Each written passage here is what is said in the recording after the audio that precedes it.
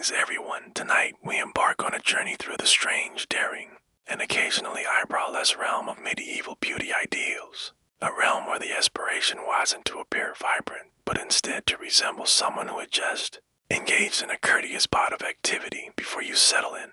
I invite you to show your appreciation by liking the video and subscribing, but only if my content resonates with you. Love to hear from you in the comments. Where are you joining us from? And what time is it in your corner of the world? It's truly captivating to witness the diverse souls who come together from every corner of the globe. Now let us lower the lights, perhaps activate a fan to create a gentle background hum, and prepare to embark on tonight's adventure together.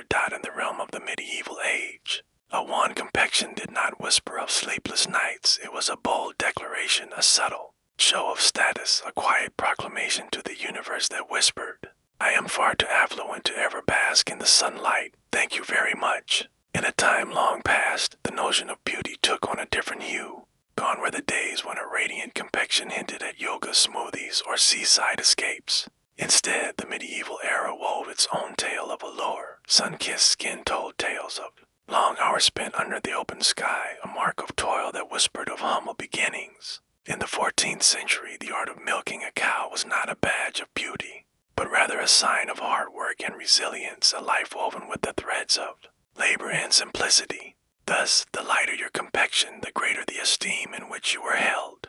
When we speak of pale, we certainly do not refer to a gentle ivory shimmer. Imagine a delicate, translucent porcelain adorned with subtle vascular undertones, skin so ethereal it seemed as if one had just encountered a specter, or perhaps was a specter themselves. But nature has its whims, particularly for those of us who possess a functioning circulatory system. Thus, assistance came from those around it. In a time of elegance and refinement, noble women, and on rare occasions men, would adorn their faces with a delicate layer of white lead powder. It bestowed that unmistakable aura of morbid elegance, and as an added twist, gradually seeped toxicity into your being. Yet, the allure of beauty has forever come with a cost. There are those who would resort to cloths soaked in vinegar, seeking to lighten their skin. Some would blend crushed pearls with egg whites, a concoction that not only brightened the complexion, but also left the cheeks with a peculiar sensation reminiscent of a forgotten omelette. Delicate veins were occasionally rendered upon the arms and chest with a hue of blue pigment, creating an illusion of fragility. For what could be more grand than feigning the imminent rupture of one's own skin? Even the realm of literature joined the fray. In the realm of romantic verse, women are often depicted with a delicate beauty, as pale as milk, as white as freshly fallen snow, at times likened to the serene moon of winter. Which is a gentle way of suggesting that she appears as if she could swoon at any moment. It fills my heart with joy. This ethereal aesthetic transcended mere beauty. It represented a symbol of status, an essence of untainted lineage, and a total separation from the realm of farming. To embrace fragility was to claim victory. In the Middle Ages, pursuit of beauty demanded a certain dedication, and by dedication, we refer to a gradual and intricate process of self-adornment that could be likened to a subtle form of chemical warfare for those on a quest to attain the coveted pale complexion. The gifts of nature alone simply fell short. Thus, they sought out the allure of makeup, particularly the enchanting lead-based white face powder. Indeed, lead as in the substance that prompts us to cordon off ancient structures. Yet in those days, it was seen as the pinnacle of innovation.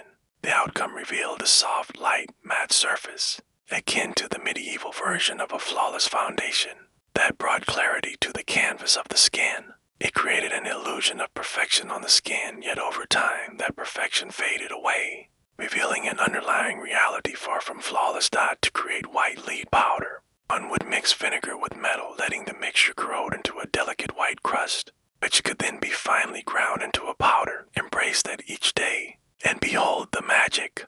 You appeared as a radiant, fragile noble, harboring an enigmatic longing for the end. And if your skin started to flake, blister, or shed in delicate little pieces, how intriguing that would be. The makeup was doing its job beautifully. Perhaps this was not merely a single product endeavor. In the quest for beauty, many turned to mercury-based rouge to add a vibrant hue, while others relied on chalk dust to ensure their look endured through the day. Egg whites were delicately applied to the face, creating a smooth, lustrous appearance. In essence, if it hailed from a barn or an alchemist's shelf, you can bet someone had adorned their visage with it, all in the pursuit of grace. The drawback, aside from the clear and gradual poisoning, products containing lead have been linked to a range of serious health issues, including chronic fatigue, skin ulcers, hair loss, and even premature death. Yet these dangers often remain unmentioned on contemporary skincare labels. Yet the style persisted through the ages. For when faced with the grim decision of a slow demise or the risk of being seen as a mere peasant, those of noble blood frequently opted for the more picturesque path to their end. There was a time when men, too, were not shielded from the trials that life presented. In the later medieval and early Renaissance courts, some male courtiers embraced powders and skin treatments, for in those times appearance held nearly equal weight to lineage, or at the very least, the importance of not smelling worse than one's rival. Among the myriad of medieval beauty trends, the fascination with elevated foreheads stands out as particularly striking indeed, as individuals were actually plucking their eyebrows for it. A tall, smooth, uninterrupted forehead was not merely a trend, it embodied elegance, intelligence, and a touch of the divine. It stood as a testament to the ingenuity of the medieval era, a true marvel of architecture.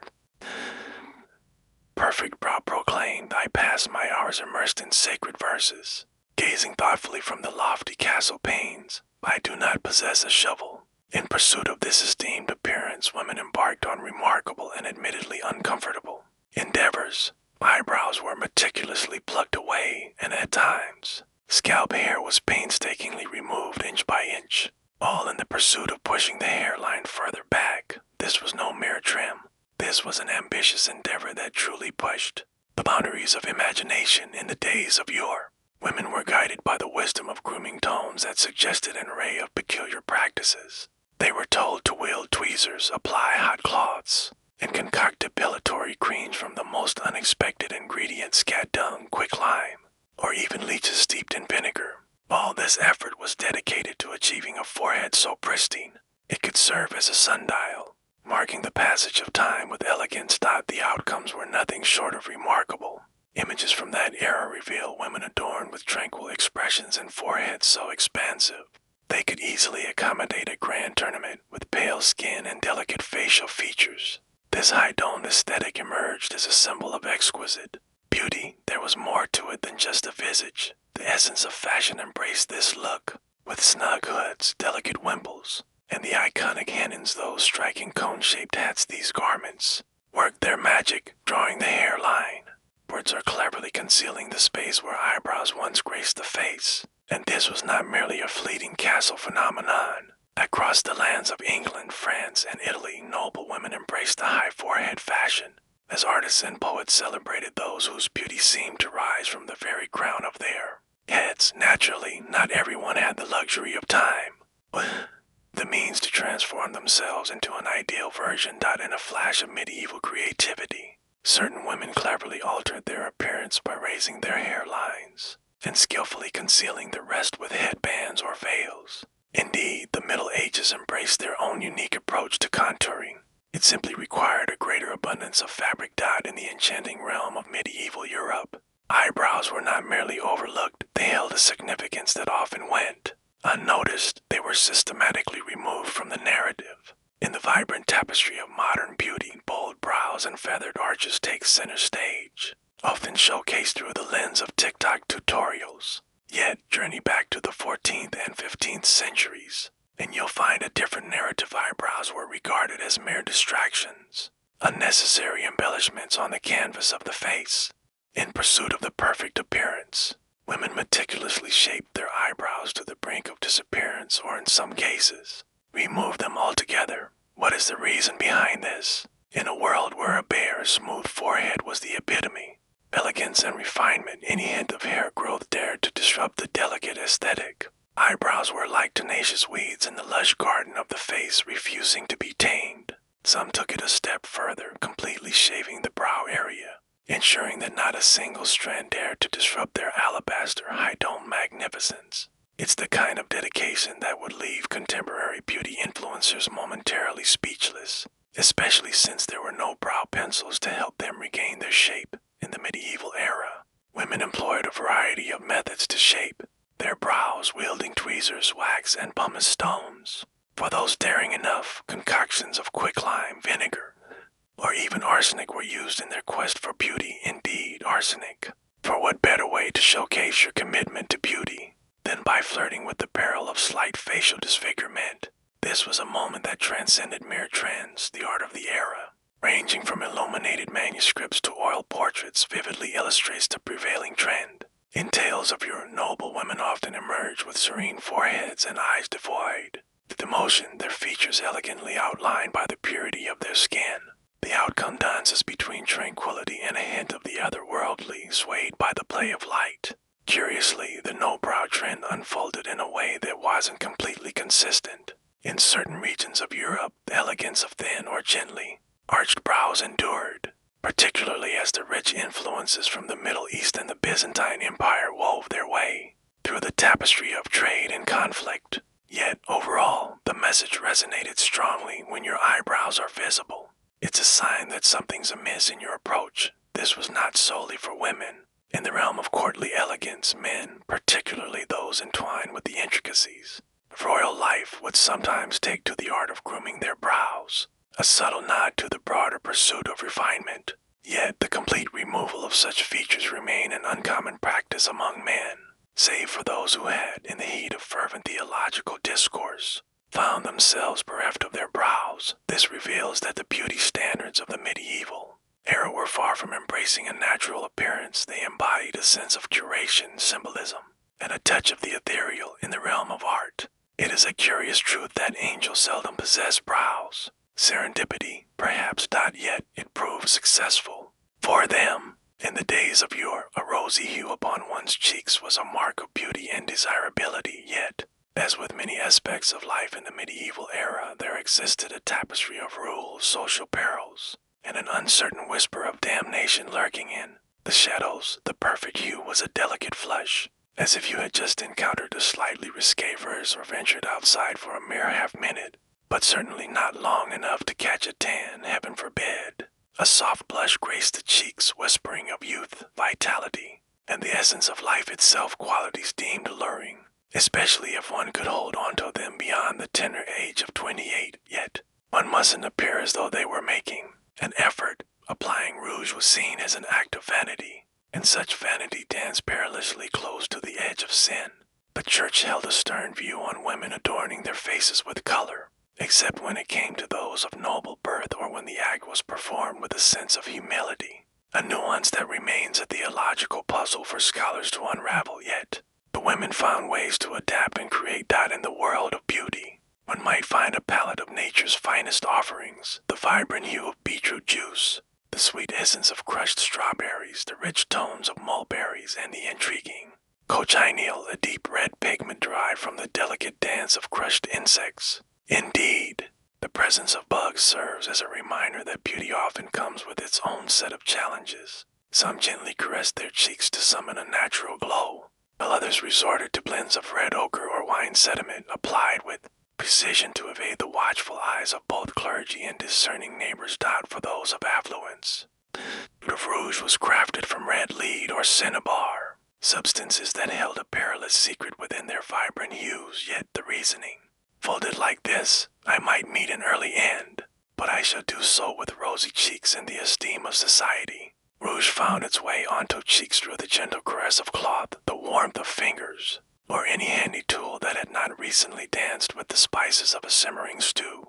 With mere access scarce, countless women turned to their instincts, familiarity of muscle memory, or the rare truthfulness of a maid. Indeed, should your blush become too pronounced, and might find themselves facing accusations of emulating the likes of courtesans, or even worse, the flamboyant courtiers of France. What a chilling tale! The aim was to achieve subtle improvement, rather than a grand spectacle, and when someone praised your radiance, the proper response was to shy away, murmuring something vague about the breeze. Even nuns would sometimes don a hint of rouge subtly applied, and allegedly only during the festive days.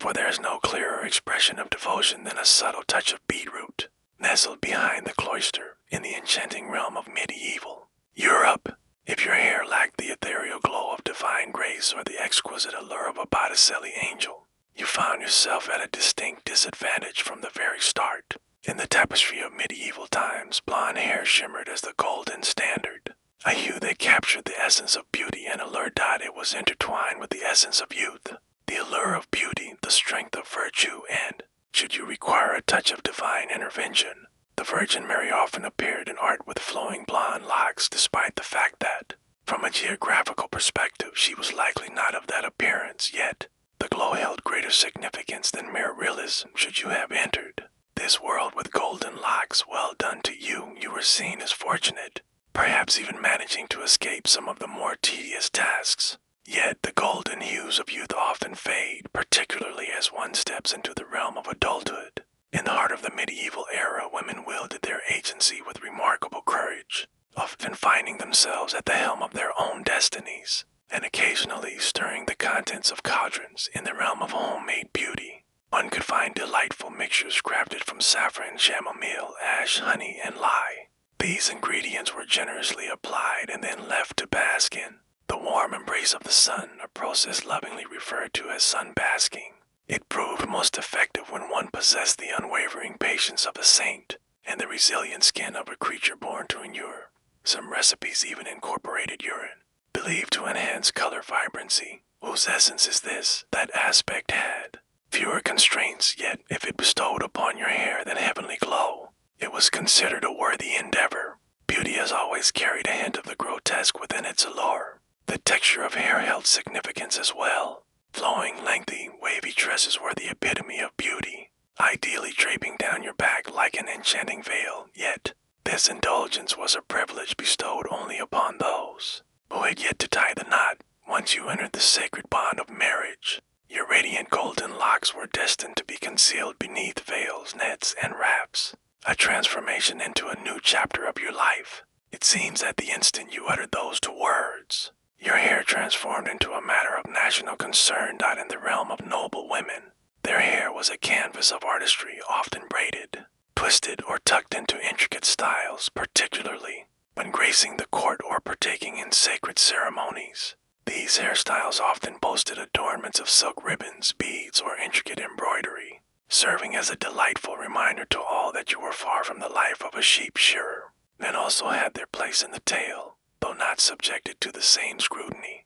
Men adorned with flowing golden tresses were frequently celebrated in the realms of poetry and art. Evenings adorned with cascading locks rushing into the fray were akin to the enchanting allure of modern hair product advertisements. In the days of yore, within the realms of medieval Europe, hair held a value akin to that of gold and silver. Possessing it didn't mean you flaunted it, unless, of course, you were on the quest for a spouse. In an unexpected twist, it transformed into a vital resource. Unmarried women were urged to let their hair flow long and free, a sign of purity and innocence. However, there were limits to this freedom.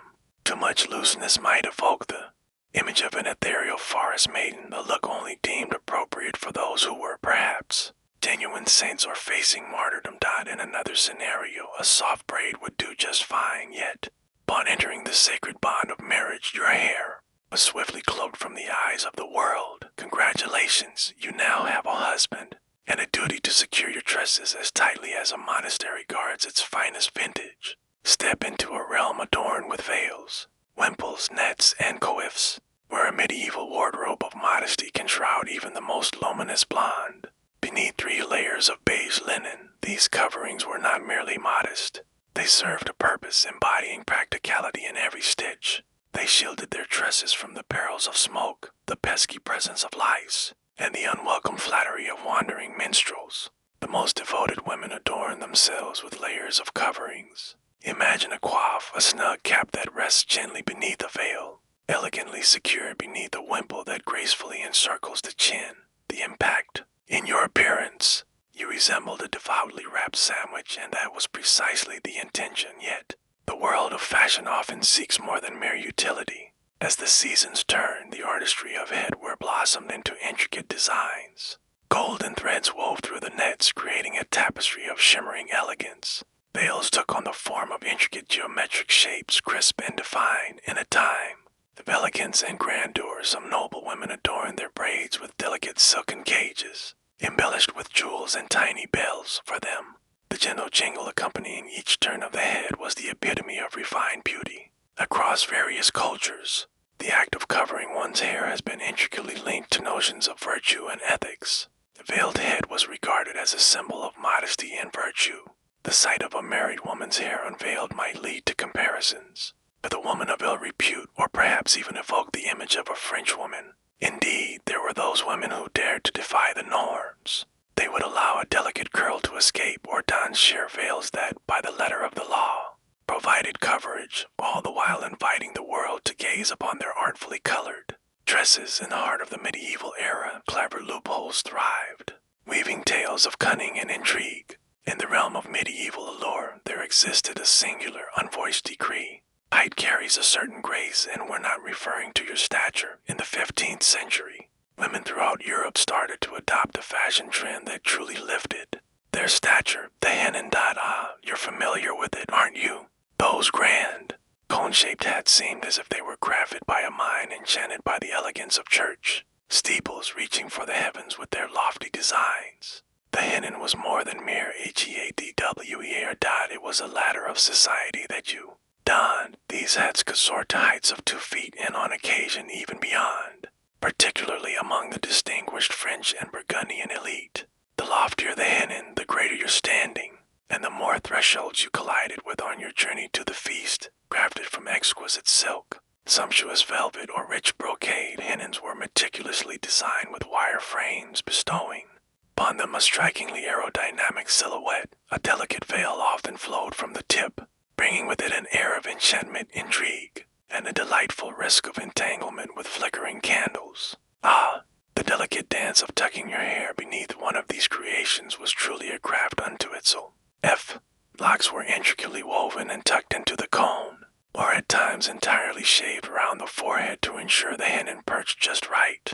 Comfort was not woven into the fabric of the design brief, yet hennins were merely one facet of a broader vertical fascination. Some women adorned themselves with heart-shaped escoffions, resembling to croissants affixed to either side of the head, or butterfly hennins, where veils unfurled like delicate wings, perfect for weaving tales of tension but not ideal for a downpour. Beyond the realm of nobility, the majority of women adorn themselves with veils, linen caps, or delicate circlets, more straightforward, safer, and less prone to being confused with a siege engine. The clergy and conservative thinkers, true to form, displayed a notable lack of enthusiasm.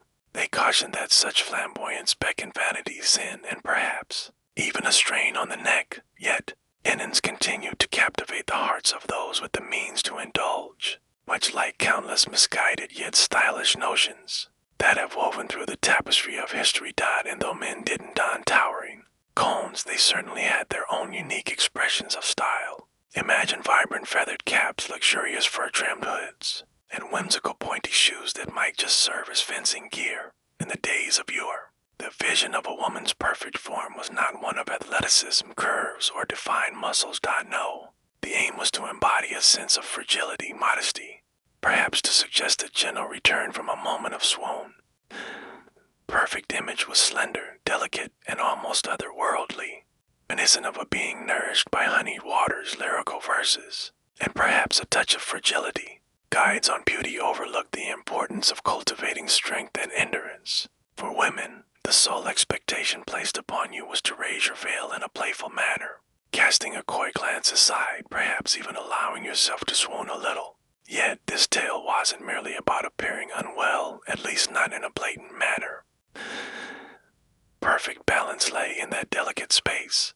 One was neither too feeble to lift a bucket nor too encumbered to strum the lute while seated. A slender, elegant silhouette was linked to the aristocracy, for naturally, those engaged in labor would possess broader shoulders, more powerful arms, and the unfortunate mark of muscle definition.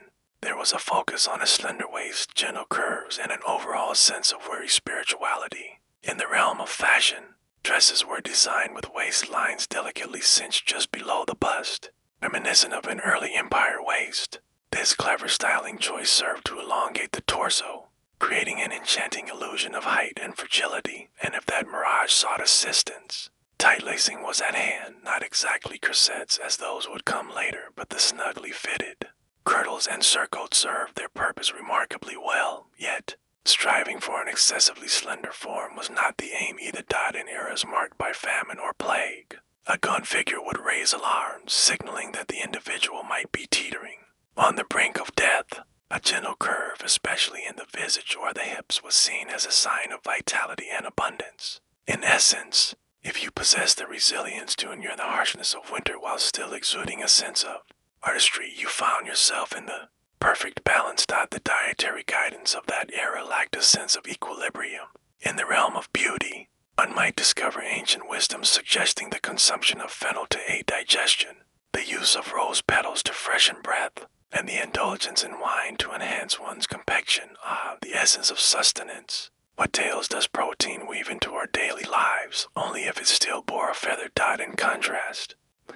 Men were often depicted with greater substance, showcasing broad shoulders, strong legs, and the prowess to wield a sword with unwavering balance. Yet, in those times, the elite favored a slender silhouette accompanied by an elegant stance, rather than sheer power. In the Middle Ages, a woman's eyes held a quiet strength, akin to the medieval art of sending a flirtatious glance, imbued deeper spiritual significance and a touch less fluttering. In the realm of the medieval, the eyes that captured hearts were those that sparkled with clarity and depth, conveying a silent tale of virtue intertwined with a touch of wistfulness. Imagine eyes that seemed to have borne witness to the very unraveling of humanity, yet remained gracefully poised in their recovery.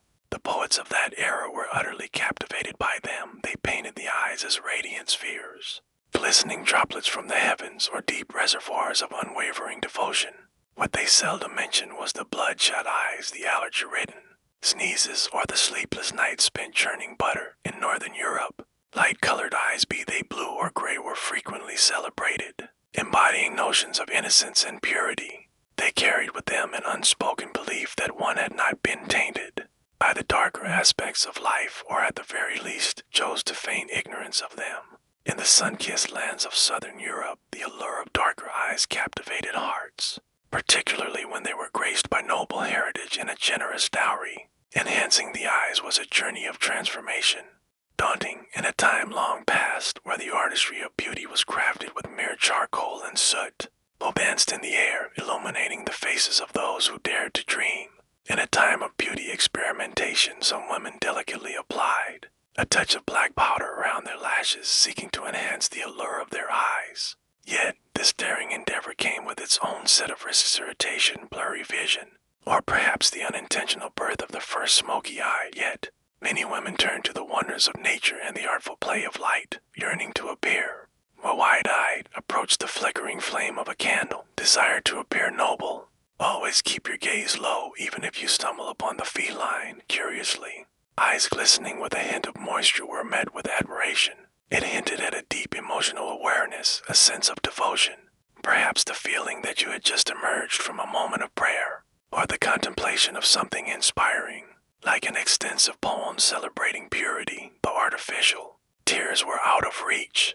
Gazing into the swirling smoke or facing a touch of public embarrassment often proved to be the remedy needed. When it came to eye contact, it was a subtle interplay. Excess might be perceived as daring, playful, or intriguingly Gallic. Too little, and one might come across as elusive or haunted. The art lay in the subtlety of a fleeting gaze, a careful balance of humility and knowledge, reminiscent of one who holds sacred texts close to their heart, yet chooses silence over boastfulness. Let us delve into a topic seldom explored in the verses of medieval love poetry: the essence of breath, in particular, the essence of its aroma. Though a knight may sing praises of his lady's rosebud lips or teeth that gleam like pearls, he often glossed over the tales that unfolded when those lips parted. In those times, the notion of dental care was merely a dream, and the refreshing burst of mint was yet to grace the world, unless you consider lingering by a herb garden, filled with anticipation and dreams of what might unfold. Nevertheless, a fresh breath was, in essence, regarded as something to aspire to. A soft, fragrant mouth whispered of vitality and youth, suggesting that perhaps garlic and eels had not graced your breakfast table, even if the numbers might tell a different tale. In the tapestry of medieval life, women wove their own narratives. Navigating the challenges of their time with resilience and ingenuity, they savored parsley, fennel seeds, cloves, cinnamon sticks, and occasionally twigs, not merely for the flavor, but to maintain the freshness of their breath acceptable. Envision it as the initial offering of a delightful chew. It may not have made your teeth clean, but it certainly added a touch of allure to your kissability. Or perhaps a bit less daunting and intimate dialogue in the realm of apothecaries. One could find herbal pastes and mouth rinses crafted from the enchanting blend of sage, vinegar, and myrrh. These were used with great care, as they came at a high cost, and the act of opening one's mouth too wide in public was seen as rather excessive. In times long past, the act of brushing one's teeth was not the norm we recognize today. In those days, folks resorted to cloths to wipe their teeth, while chalk or crushed herbs became their go-to for a fresh feel. Chew sticks, though small, fibrous twigs, served a dual purpose. They scrubbed away the grime and provided a little something to fidget with as suitors recited their less-than-stellar poetry. Though halitosis lacked a touch of romance, it certainly didn't raise any eyebrows. In the grand tapestry of life, bad breath was but a minor thread, easily overlooked amidst the greater struggles that loomed large like the harshness of winters. Chill are the ever-present threat of being branded a heretic for noble women. The lay in treading the delicate line between minimizing offense and upholding their grace. Conversations unfolded from a distance, expressions of affection were kept to a minimum, and in moments of uncertainty one would gracefully fan themselves and adopt a thoughtful demeanor. Extra credit if you held a delicate pomander, a fragrant sphere brimming with herbs to gracefully waft in your own direction whenever desired. In today's world, a captivating smile can open the doors to countless dating adventures. In the days of yore, a smile was a daring venture to be employed with caution, much like the careful use of spices or the unpredictable nature of peasant uprisings. As the reason behind this, the realm of medieval dental care, where the art of hygiene was far from thriving. Teeth held significance indeed, but primarily for the purpose of breaking bread rather than captivating admirers. By the time they reached the age of 30, many individuals sported smiles that varied from merely dubious to downright alarming. Thus, the lesser the audience, the more favorable the outcome. This was not solely a matter of carelessness. In an age where bread, porridge, and meat reigned supreme in the diet, tooth decay flourished unchecked, for the people knew not the wonders of toothbrushes, dental floss, or the very essence of Florimid. In a time when sugar had yet to weave its way into the fabric of European diets, even the simplest of starches could lead to a cascade of tooth-tarnishing woes. In those days, undergoing dental surgery felt much like a dramatic exorcism where the tools of the trade were nothing more than pliers wielded with a sense of urgency in the shadows. A healthy smile was cherished, though not heralded with fanfare. Bright, flawless teeth were a rarity, regarded as a symbol of youth and prosperity, and perhaps even a touch of magic. Yet folks weren't parading about with broad, gleaming smiles reminiscent of those medieval toothpaste advertisements. Indeed, a subtle, closed-lip smile held a charm that was much more in vogue. It seems I find myself in a moment of reflection, rather than one of excitement about my presence here. In a time long past, some women turned to nature's offerings, crafting powders from sage, salt, or finely ground coral in their quest for brighter, cleaner smiles. The approaches yielded some results, yet they often came off as harsh. Picture yourself sweeping away with grains of sand, holding onto a flicker of hope. Yet, in the grand tapestry of life, teeth were accepted, not paraded.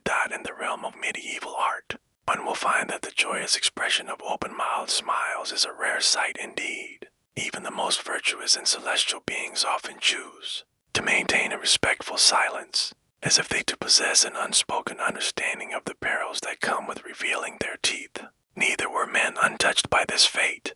A knight may capture the heart of a lady through his valor and striking features, yet no song ever sang of how his teeth shone like polished ivory. There exists a purpose behind the melodies of troubadours, who chose to weave tales of eyes, hair, and hands, rather than the mundane matters of breath and bite alignment. In the realm of medieval beauty, the standards set for men were intriguingly precise. One didn't have to possess the sculpted form of a Greek statue, yet it was equally important not to appear as though one had just tumbled from a hay cart.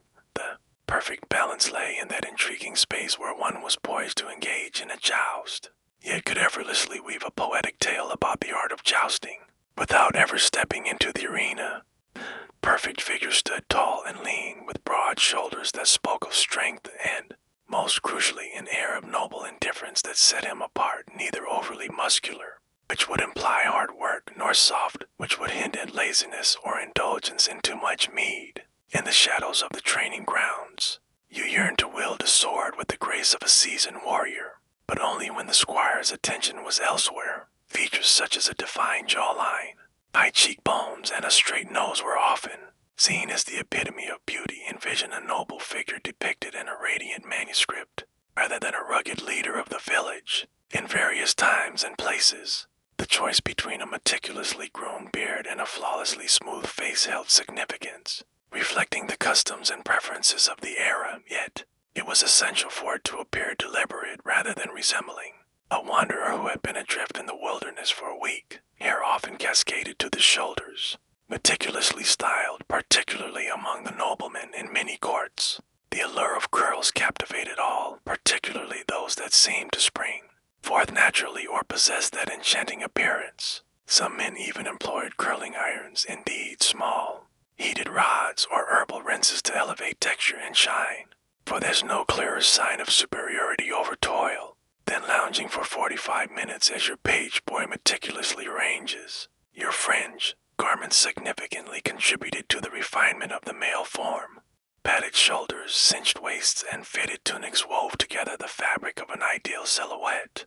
Casting a spotlight on the elegance of posture, a nobleman stood tall and proud. He moved with an effortless grace, a subtle air of superiority. Trailing behind him, what if a man were to possess a naturally muscular physique? That was perfectly acceptable as long as he wasn't discovered truly engaging those muscles. Engaging in battles was deemed permissible, transporting barrels was not. Above all, the appearance was effortlessly captivating. It was never meant for you to seek allure. Your noble birthright alone bestowed upon you an undeniable allure, a medieval tale of effortless allure where instead of a gym membership, one finds themselves the heir to vast lands, and a majestic falcon dot in a time when the act of bathing was more of a choice than a necessity, and plumbing existed only in the realm of imagination with a name borrowed from Latin. The mastery of scent transformed into a true craft, and not the glamorous walk-through -cloud-of-Chanel-number-5 kind of art, but rather the raw, instinctual dance of hunter and hunted. In all honesty, individuals did partake in bathing, though perhaps not as frequently as one might desire, particularly when considering the century, the geographical context, and the prevalence of plagues. In a quest to spare both earthly and heavenly senses, people of the medieval era embraced the fragrant allure of herbs, oils, and carefully crafted perfume pouches. Once upon a time, there existed a pomander, a charming little sphere crafted from metal, delicately suspended on a chain or affixed to garments. Inside this enchanting orb, one would find a delightful blend of aromatic herbs, cloves, rosemary, cinnamon, sage, and, on rare occasions, a mysterious substance known as powder of roses. These served not merely for elegance, they were portable guardians against odors. Imagine them as the knights of old, wielding a fragrant weapon to banish unpleasant odors from their realm.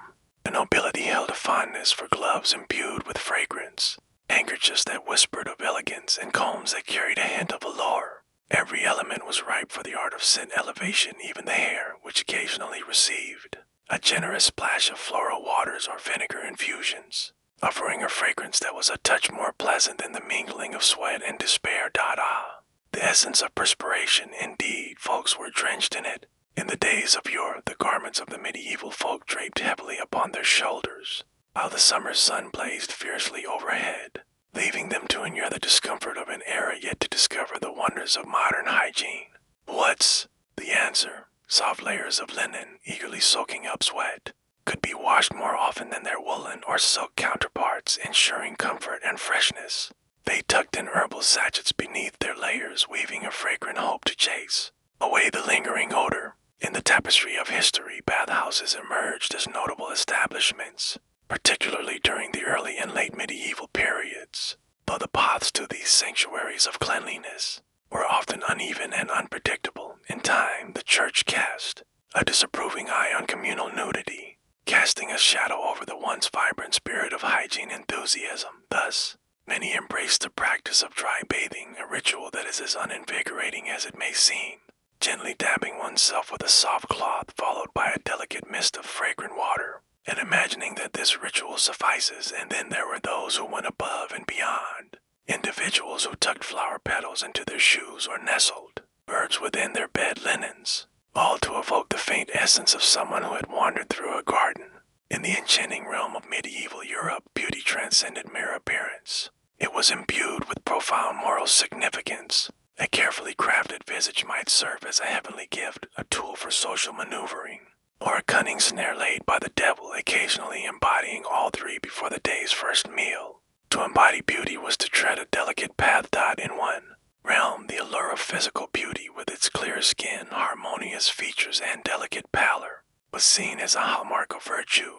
To be lovely was to carry the mark of blessings, perhaps even a divine selection, or at the very least, a guarantee against the temptation to pilfer sheep. Artists' orders and creators have long portrayed beauty as a reflection of an untainted spirit, yet a twist awaited. To possess beauty, or to wield it as a tool, was to invite suspicion and intrigue. The very essence of allure could turn one into an enigma, a figure wrapped in whispers and shadows. Ah, vanity, that age-old transgression, do keep it in mind. Won't you, to display an excessive concern for one's looks, suggested a hint of vanity, allure, or, heaven forbid, the influence of French ways died in the days of yore. The pulpit echoed with cautionary tales, proclaiming that the allure of a woman's beauty held the power to lead men astray. Placing the burden of blame squarely upon her shoulders, Eve forged a path, and medieval Europe embraced it for a remarkable millennium. Woman adorned with makeup, a hint of hair peeking through, or playfully batting her lashes on an ill-fated evening, might swiftly be labeled as anything from indecent to downright sinister. Some whispered that beauty might be but a mirage, a beguiling mask worn by enchantresses, a spell woven by witches to ensnare the hearts of virtuous souls. This might seem intense, but keep in mind, this was an era when inclement weather could lead to dire consequences. On the other hand, those who lacked conventional beauty, or bore less favorable features, were often viewed as lacking in virtue, or simply as victims of circumstance. The belief that one's outward appearance mirrored their inner character was not merely a trend, it was a guiding principle in certain circles. Beauty embodied elegance, while ugliness signified retribution, affliction, or the disfavor of the gods. Undoubtedly, this created a wonderfully perplexing situation. Embrace your beauty effortlessly, allowing it to shine without forced effort. Shine with goodness, yet temper it so it doesn't veer into arrogance, and above all, ensure you never outshine the beauty of the Lord's lady. That was a path leading straight to a hushed sanctuary or an oddly timed ailment. Ultimately, the beauty standards of the medieval era transcended mere aesthetics. They represented a complex moral balancing act intertwining vanity, virtue, and remnants of powdered lead lurking in one's makeup kit. The Persian immortals transcended the role of mere elite troops. They embodied a powerful narrative, vibrant testament to imperial strength, precision, and an unwavering legacy that endured through time. In the dim corridors of time, we find their beginnings woven into the very fabric of the Achaemenid Empire, emerging under the visionary reign of Cyrus the Great in the 6th century BCE. In an era when Persia was swiftly evolving from a regional force into a vast imperial powerhouse, Cyrus grasped a crucial truth.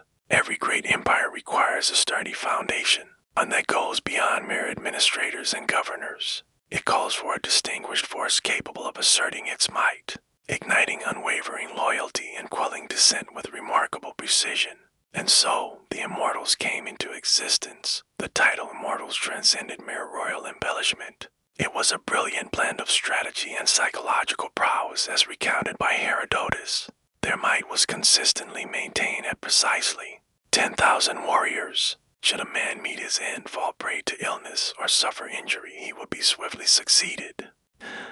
Figures stood resolute. To the casual observer, they appeared invincible, unyielding, and, most importantly, immortal. Be it a tale spun from myth or a shrewd account of numbers, the image lingered and the name thrived through the ages. In this narrative, immortality transcended personal existence. It embodied the everlasting essence of Persian power. These men were not mere chance recruits. To achieve the status of an immortal was to be chosen from the ranks of the Persian nobility, or at the very least from esteemed families known for their unwavering loyalty from an early age. The journey of learning commenced. The trials of discipline were fierce, and allegiance to the crown was unwavering. They were to embody not only the spirit of warriors, but also the very essence of Achaemenid ideals, order, obedience, and the grace to remain composed even in the face of adversity. Adorned in lavish attire, they wore robes crafted from exquisite fabrics. With scale armor hidden beneath their garments, each figure was often equipped with a spear, a bow, a short sword, and a wicker shield ready for whatever challenges lay ahead. Their looks were as meticulously crafted as their strategies. Persian kings did not merely dispatch warriors to the battlefield. They conveyed a dynamic political narrative, intricately woven in silk and fortified with steel. Across the vast plains of Lydia and into the arid deserts of Egypt, the legendary immortals accompanied the relentless march of the Persian Empire. They lingered in the shadows of kings, flanked the thrones with silent reverence, and charged forth into the fray of battle. As they drew near, it wasn't merely soldiers you beheld. It was the unwavering pulse of the empire itself. Those who are eternal do not flinch. They do not withdraw. They persevere through the ages. And that is precisely what rendered them so fearsome. The emergence of the Persian immortals was not a mere coincidence. It was a calculated act of psychological warfare. These men did not don the radiant bronze armor that adorned the Greek hoplites from tales of old. Indeed, the immortals appeared ethereal, resembling a cascade of opulently adorned phantoms gliding over the terrain. Their uniforms wove together a tapestry of noble elegance and practical purpose. Adorned in intricately stitched tunics and trousers, they donned hues of deep reds and purples, the very shades that spoke of nobility and authority. Underneath, there existed a protective layer of scale armor crafted from bronze or iron, allowing for agile movement while remaining lethal in the heat of battle. Crafted from intricately woven wicker, their shields possessed a surprising lightness, yet held the remarkable ability to deflect arrows and absorb the force of blows. Yet, the most striking feature of their appearance was undoubtedly the headdress, a gentle felt cap known as a tiara, occasionally drawn down over the face to shroud their identity. In contrast to the Greeks, who celebrated the splendor of individualism through their armor and acts of bravery, the immortals found strength in their shared identity and cohesion. 10,000 men gliding through the stillness, each clad in identical armor and wielding the same weapons, formed a breathtaking sight that captivated the imagination. It felt as though a shroud of doom was slowly enveloping the battlefield. Every immortal bore a short spear, a bow accompanied by a quiver of arrows, and at their belt, a short sword or a kinniker rested, ready for the tales that awaited them. Yet what truly captivated the imagination was their remarkable agility and lethal prowess, effortlessly navigating through the diverse landscapes that lay before them. Their training focused on the art of agility and the endurance of spirit, valuing finesse over sheer power. They moved as one, a seamless wave across vast provinces, unyielding in their formation. In contrast to numerous ancient powers, the immortals thrived both on the battlefield and within the grandeur of royal courts, embodying a duality of strength and grace. Their gear was nimble, allowing for rapid action, yet formidable enough to instill fear and wreak havoc. It wasn't merely a matter of raw power. It was the art of unwavering persistence, of standing tall without faltering, and of exuding an air of invincibility. It was that unwavering presence, intertwined with the enigma of their arrival, that wove the fabric of their tale into legend. As they strode into the fray, the drums thundered and dust billowed in their wake, yet their faces held an unsettling calm. Silence envelops the scene, where every movement is a whisper of intent, flowing together in a haunting harmony. They moved with a precision that suggested they were not mere men, but rather constructs of iron will, forged in the fires of discipline, ritual in an ever-present shadow of fear. Confronting the immortals was not merely about confronting death. It was about grappling with an idea. Some armies did not merely engage in battle. They persevered relentlessly, showing no mercy or respite. To embrace the life of an immortal was not merely a profession, it was an enduring essence, a mark of prestige and in certain respects a burden to bear. The though they basked in admiration and abundant rewards, the weight of expectations loomed large. These men existed beneath a watchful gaze, their every move observed and judged, their sustenance, garments, and shelter were all bestowed by the state, yet not from a place of benevolence dotted, was to weave a tapestry of complete dominion. Upon crossing the threshold into the ranks, they found themselves woven into the very fabric of the empire, no longer tied to their families but to a greater destiny. In the grand tapestry of history, the immortals emerged from the noble lineages of Persia, Media, and Elam, yet it was not solely the Hybern who found their way into this elite cadre. Even the lesser sons of devoted families could ascend the ranks, provided they demonstrated remarkable discipline and valor. From a tender age, the journey commenced, frequently within the hallowed halls of military academies linked to the royal court. Young lads were taught the art of archery while riding, the virtues of enduring pain and hunger, the discipline of marching in unison, and above all, the crucial lesson of unwavering obedience. In that moment, the pursuit of glory and personal ambition held no place in the hearts of those involved. A being of eternal life, who drew too much attention, faced a reckoning. It was a sacred formation. Harmony reigned supreme. Order governed every aspect of their existence. Each day unfolded with a meticulously crafted routine that guided their every step. Rise with the first light of dawn. Practice in quietude, care for your weapons and armor. Gatherings around the table were a shared experience, where simplicity reigned and every dish was thoughtfully prepared to sustain strength and resilience. Meat, flatbread, dates, and wine formed the foundation of sustenance. Yet indulgence in luxuries was frowned upon. The empire sought fierce warriors, not indulged nobles. In times of peace, the immortals stood watch, ever vigilant, safeguarding the king and his court with unwavering loyalty. Yet, even in those times, their responsibilities extended beyond mere ceremony. They kept a vigilant eye for threats to life, observed the actions of nobles for signs of betrayal, upheld peace in the empire's most tumultuous regions. Their very existence had the power to hush any murmurs of disagreement. Within the grand chambers of royalty, they served as the vigilant observers of the Achaemenid ruler, skilled in uncovering deceit, sensing trepidation, and responding with swift action. Curiously, they still had threads connecting them to family life. Those of eternal life were granted the privilege to unite in marriage and nurture their own homes. Yet they could be called forth in the blink of an eye when the call of duty resonated. They abandoned all they held dear without a moment's hesitation. A man who faltered even for a moment could find himself gently supplanted. Ultimately, the figure must always stay at 10,000, seamless and swift. It was this chilling, precise mechanism that solidified their legend. They didn't merely engage in battle with discipline, they embodied it in every facet of their lives. They were instruments of dominion, meticulously crafted, refined, and edged until all that lingered was obligation.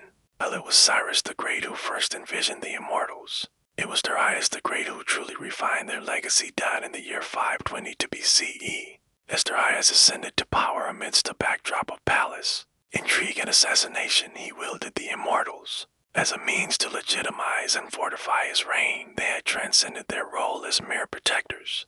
They served as a manifestation of regal power, intricately interlaced within the very essence of his burgeoning imperial administration.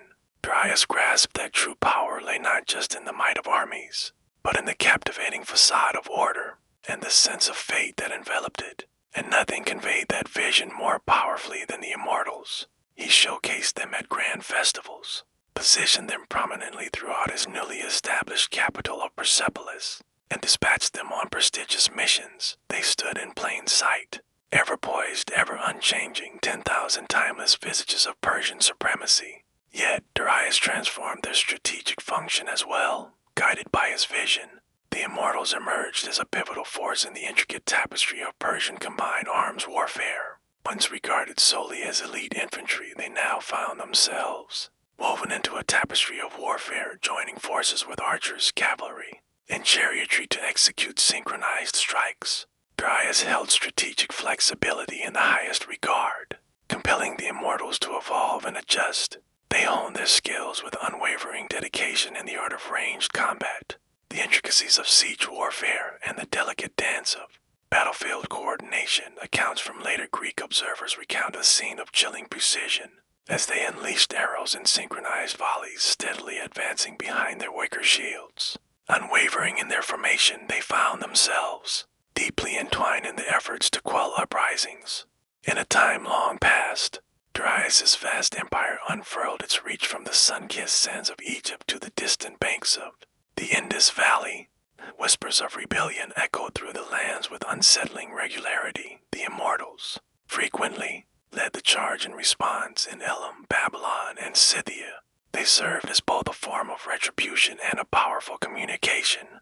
The empire observes with unwavering vigilance, and the king's resolve knows no bounds. It was during the reign of Darius that their reputation took on a more sinister hue. Not merely skilled fighters, but embodiments of dread and vengeance. Even their symbols were lifted to new heights. The carvings at Persepolis stand in flawless alignment, each figure stylized and indistinguishable, eternally gazing into the depths of stone. These were not just portraits. They were powerful narratives crafted to influence perception. Darius sought to ensure that every subject and visitor understood. These men are ever present, ever armed, and they are impervious to death. Venture off the beaten path and you may encounter one, or perhaps a multitude, through Darius. The Immortals transformed into something far greater than just a military unit. They embodied a fear that was institutionalized, intricately woven into the fabric of royalty, unleashed with meticulous intent, enshrouded in a silence adorned with golden threads. In the annals of history, the Persian Immortals carved their legend during the illustrious reign of Xerxes the Great. Their reputation faced its most formidable challenge at the narrow mountain pass, Thermopylae, in the year 480 BCE. This epic confrontation, immortalized through the ages in art and film, transcended mere military conflict. It was a moment where two vastly different perspectives clashed in a dramatic fashion. The grand clash of the Persian imperial order against the spirited defiance of the Greek city-states unfolds like an epic tale of power and resistance. At the heart of the tempest loomed the Immortals. As Xerxes set his sights on Greece, he marched forth with an army that ancient accounts describe as the grandest ever assembled. At the forefront of his formidable force stood the Immortals, his elite vanguard, ready to carve their legacy into history. They were not merely protectors.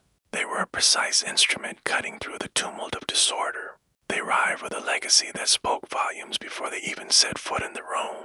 The Greeks spoke of the 10,000, those legendary warriors who seemed untouched by death, serving kings with a divine grace and battling with unmatched skill. At Thermopylae, they encountered a formidable challenge that shook the very foundations of their legendary narrative. In a tale of valor, King Leonidas and his band of a few thousand Greeks, with the legendary 300 Spartans at the forefront, stood resolute against relentless waves of Persian assaults. In the narrow pass as the sun rose on the second day of conflict, Xerxes commanded the Immortals to shatter the steadfast Greek formation.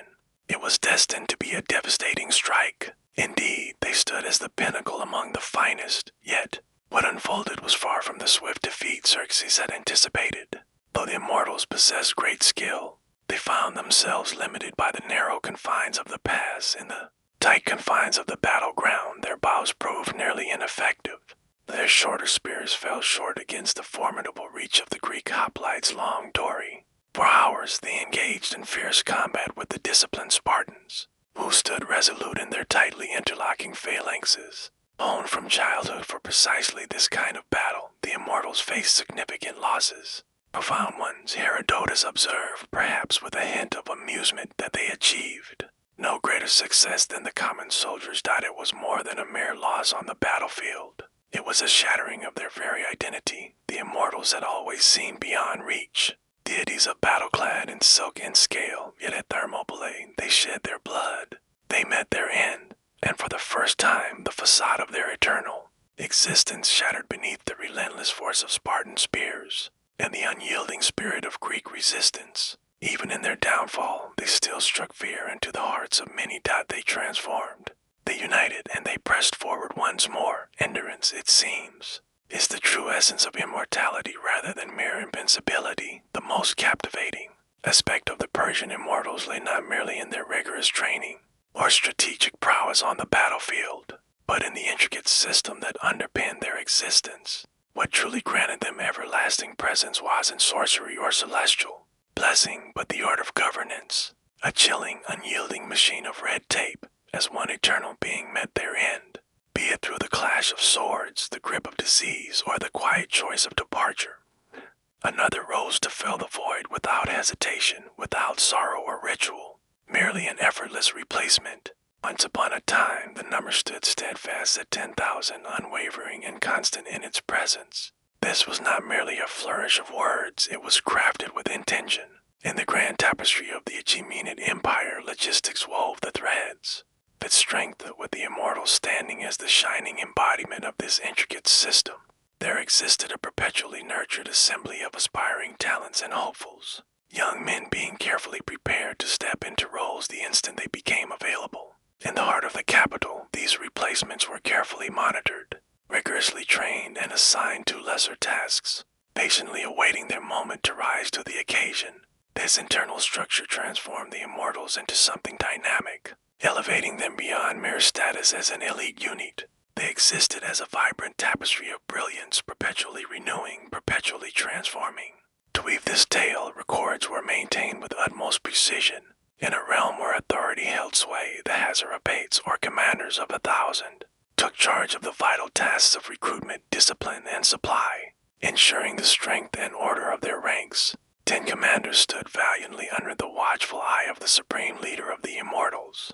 Below them, a tapestry of sub-commanders, scribes, and quartermasters wove together the essential threads of support, ensuring that every man was equipped. But the right arms, rations, lodging, and medical care dot lose a fellow in Egypt. A new figure is sent forth from Susa in the midst of a patrol in Media. A soldier finds himself facing an unexpected challenge as he breaks a leg. His successor is already gathering his belongings. This machinery reached far beyond the confines. Mere military preparedness thought it was a matter of the mind.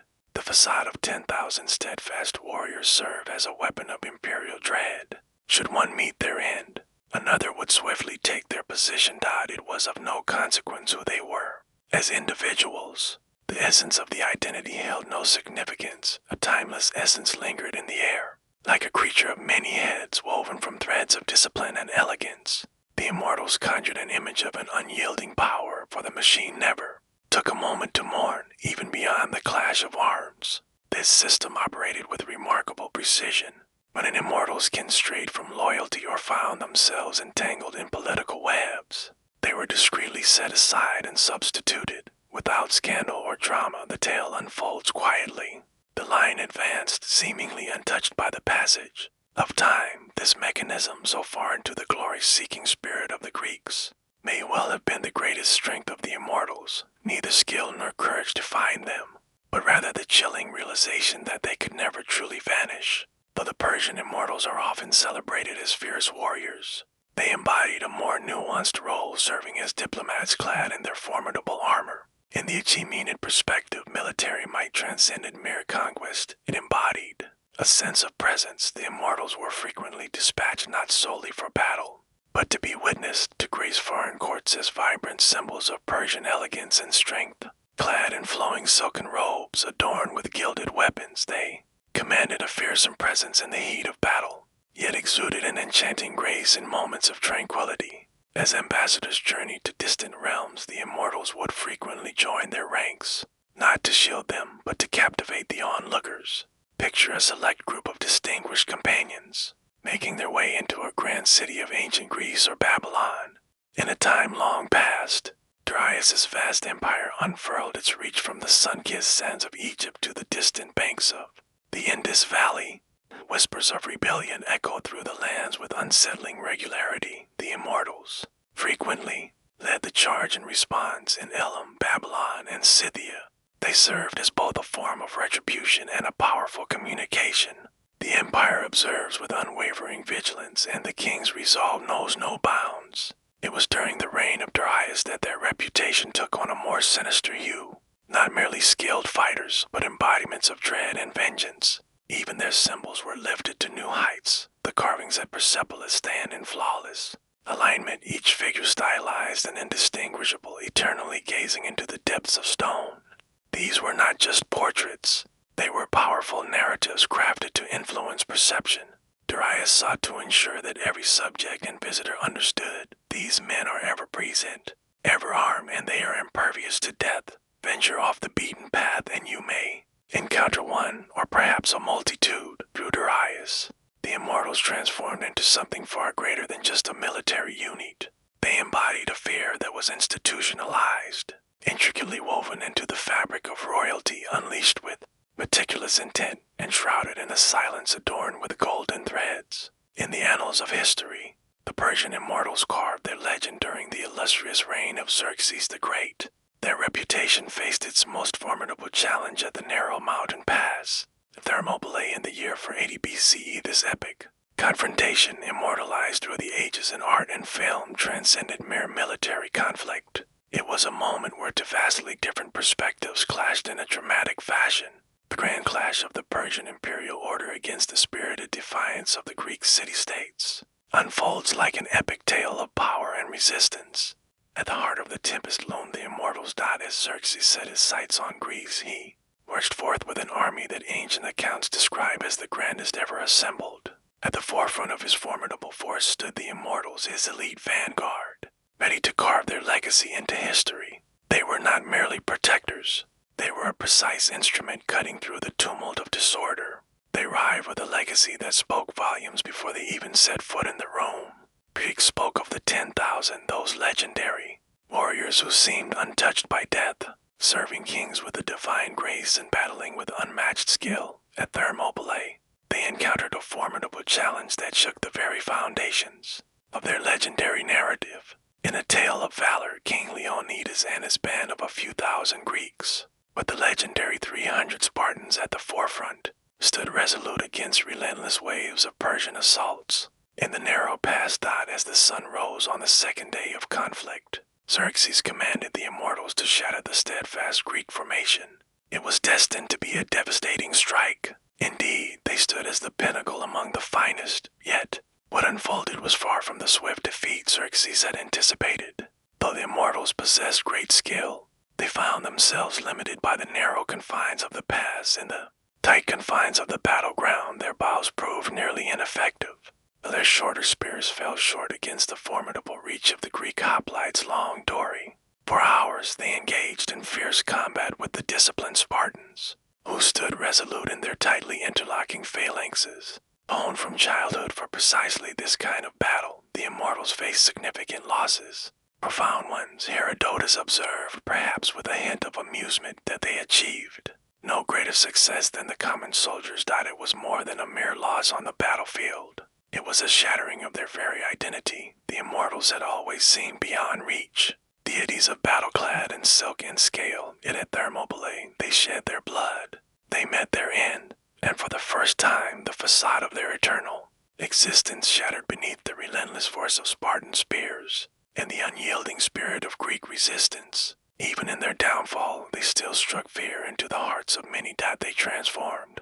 They united and they pressed forward once more. Endurance, it seems, is the true essence of immortality rather than mere invincibility. The most captivating aspect of the Persian Immortals lay not merely in their rigorous training or strategic prowess on the battlefield, but in the intricate system that underpinned their existence. What truly granted them everlasting presence wasn't sorcery or celestial blessing, but the art of governance, a chilling, unyielding machine of red tape. As one eternal being met their end, be it through the clash of swords, the grip of disease, or the quiet choice of departure, another rose to fill the void without hesitation, without sorrow or ritual, merely an effortless replacement. Once upon a time, the number stood steadfast at 10,000, unwavering and constant in its presence. This was not merely a flourish of words, it was crafted with intention. In the grand tapestry of the Achaemenid Empire, logistics wove the threads that strength, with the Immortals standing as the shining embodiment of this intricate system. There existed a perpetually nurtured assembly of aspiring talents and hopefuls, young men being carefully prepared to step into roles the instant they became available. In the heart of the capital, these replacements were carefully monitored, rigorously trained, and assigned to lesser tasks, patiently awaiting their moment to rise to the occasion. This internal structure transformed the Immortals into something dynamic, elevating them beyond mere status as an elite unit. They existed as a vibrant tapestry of brilliance, perpetually renewing, perpetually transforming. To weave this tale, records were maintained with utmost precision.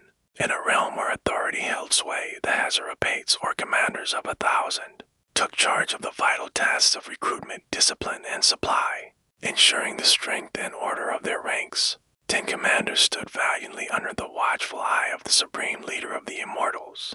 Below them, a tapestry of sub-commanders, scribes, and quartermasters wove together the essential threads of support, ensuring that every man was equipped with the right arms, rations, lodging, and medical care. Not lose a fellow in Egypt. A new figure is sent forth from Susa in the midst of a patrol in Media. A soldier finds himself facing an unexpected challenge as he breaks a leg. His successor is already gathering his belongings. This machinery reached far beyond the confines. Mere military preparedness. It was a matter of the mind. The facade of 10,000 steadfast warriors served as a weapon of imperial dread. Should one meet their end, another would swiftly take their position. It was of no consequence who they were. As individuals, the essence of the identity held no significance. A timeless essence lingered in the air, like a creature of many heads woven from threads of discipline and elegance.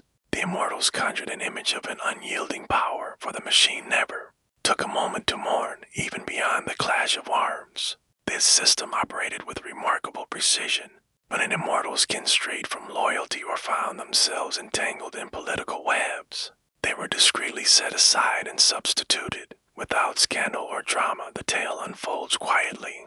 The line advanced, seemingly untouched by the passage of time. This mechanism, so far into the glory-seeking spirit of the Greeks, may well have been the greatest strength of the Immortals. Neither skill nor courage defined them, but rather the chilling realization that they could never truly vanish. Though the Persian Immortals are often celebrated as fierce warriors, they embodied a more nuanced role, serving as diplomats clad in their formidable armor. In the Achaemenid perspective, military might transcended mere conquest. It embodied a sense of presence. The Immortals were frequently dispatched not solely for battle, but to be witnessed, to grace foreign courts as vibrant symbols of Persian elegance and strength.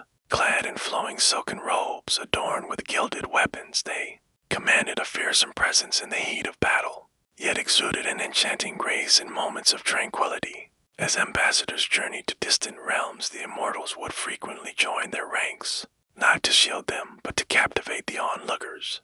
Picture a select group of distinguished companions, making their way into a grand city of ancient Greece or Babylon. In a remarkable departure from the norms of ancient societies, Scythian women ventured beyond the confines of their tents, engaging in pursuits far beyond weaving cloth or tending to children. They galloped on steeds, arrows nocked and ready. As they ventured into battle, they not only stood beside men in battle, but they also took the lead, fighting with unmatched prowess. These were not mere anomalies. This was the essence of the culture. Greek historians such as Herodotus were captivated when they came across these remarkable women. He painted vivid pictures of tribes where women would only accept marriage proposals after proving their valor. By taking down an enemy in battle, what began as mere exotic curiosities, in his words, has now unearthed archaeological proof, weaving a tale of discovery and intrigue. It crossed the vast landscapes of Ukraine, Kazakhstan, and southern Russia.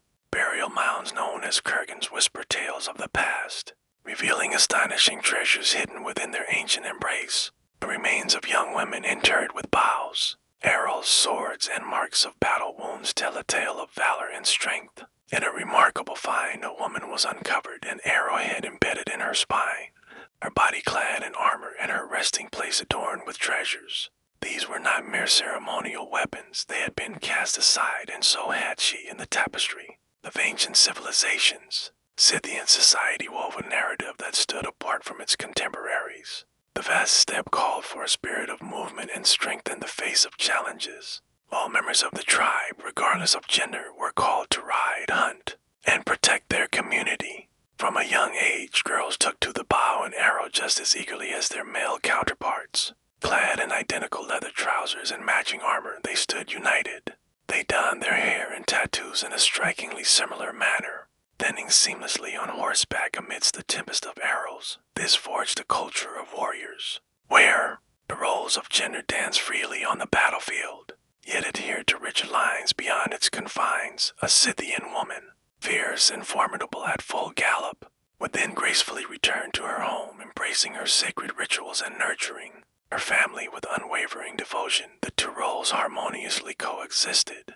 They harmonized beautifully. In the tapestry of Greek myths, the tales of the Amazons likely drew inspiration from embellished encounters, but the fierce women of the Scythian tribes, yet, as they clashed with the Greeks and instilled fear in the hearts of the Macedonians. For centuries they traversed the steppe, leaving a trail of fire and fury. Both men and women united in their fierce journey. In the enchanting realm of Dahomey, nestled in what is now Benin, there existed a formidable army of women, whose prowess sent shivers down the spines of European colonizers' rival kingdoms. And any who dared to underestimate their might, they were called the Agagi, yet the French affectionately referred to them as the Dahomey Amazons. Drawing a parallel to the legends of Greek mythology, yet these warriors existed in truth. In the unfolding chapters of the 18th and 19th centuries, the Agagi emerged as the steadfast royal guard devoted to the king of Dahomey, yet they were more than mere sentinels.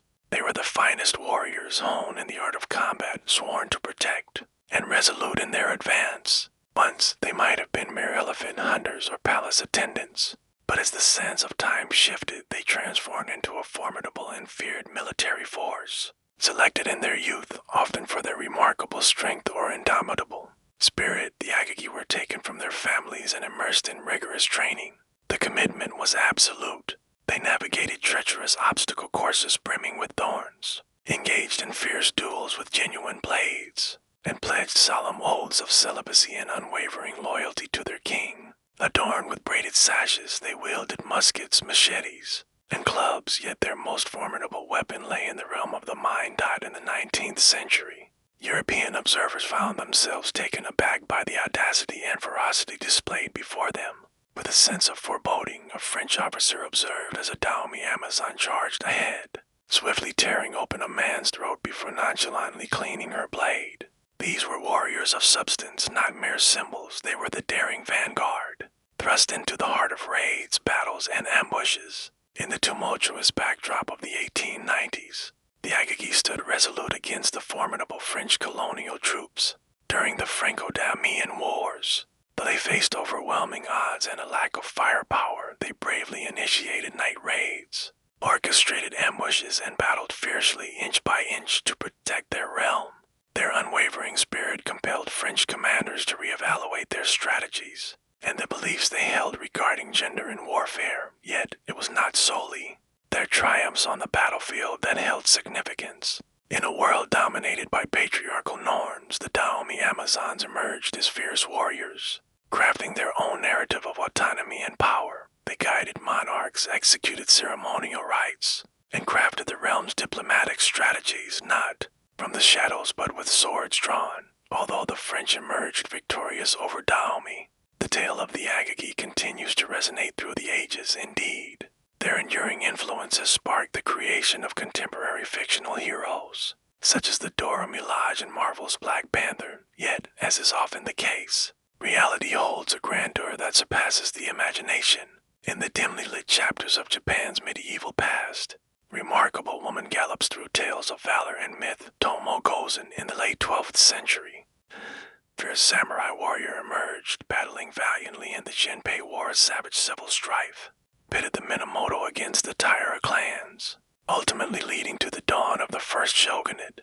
Tomo was not merely a figure of symbolism or a quiet companion.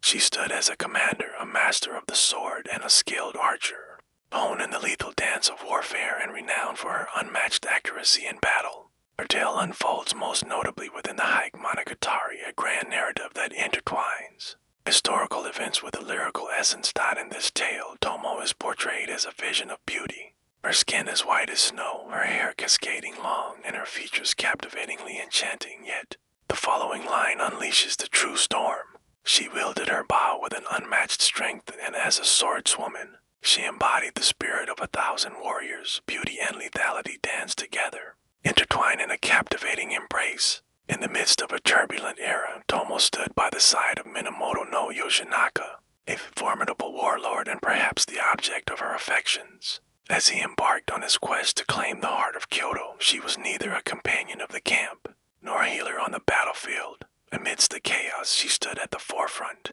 commanding her troops with valor and engaging in fierce battles, triumphing over numerous foes in one-on-one encounters. In the year 1184, amidst the tumult of the Battle of Owazu as rival Minamoto forces closed in, Yoshinaka made the fateful decision to rally his troops for a final stand instead of running away. Tomo decided to stand and confront the challenge. A head dot in a legendary moment. She is said to have leaped from her steed to confront a charging enemy horseman, skillfully bringing him to the ground before delivering a swift and decisive blow.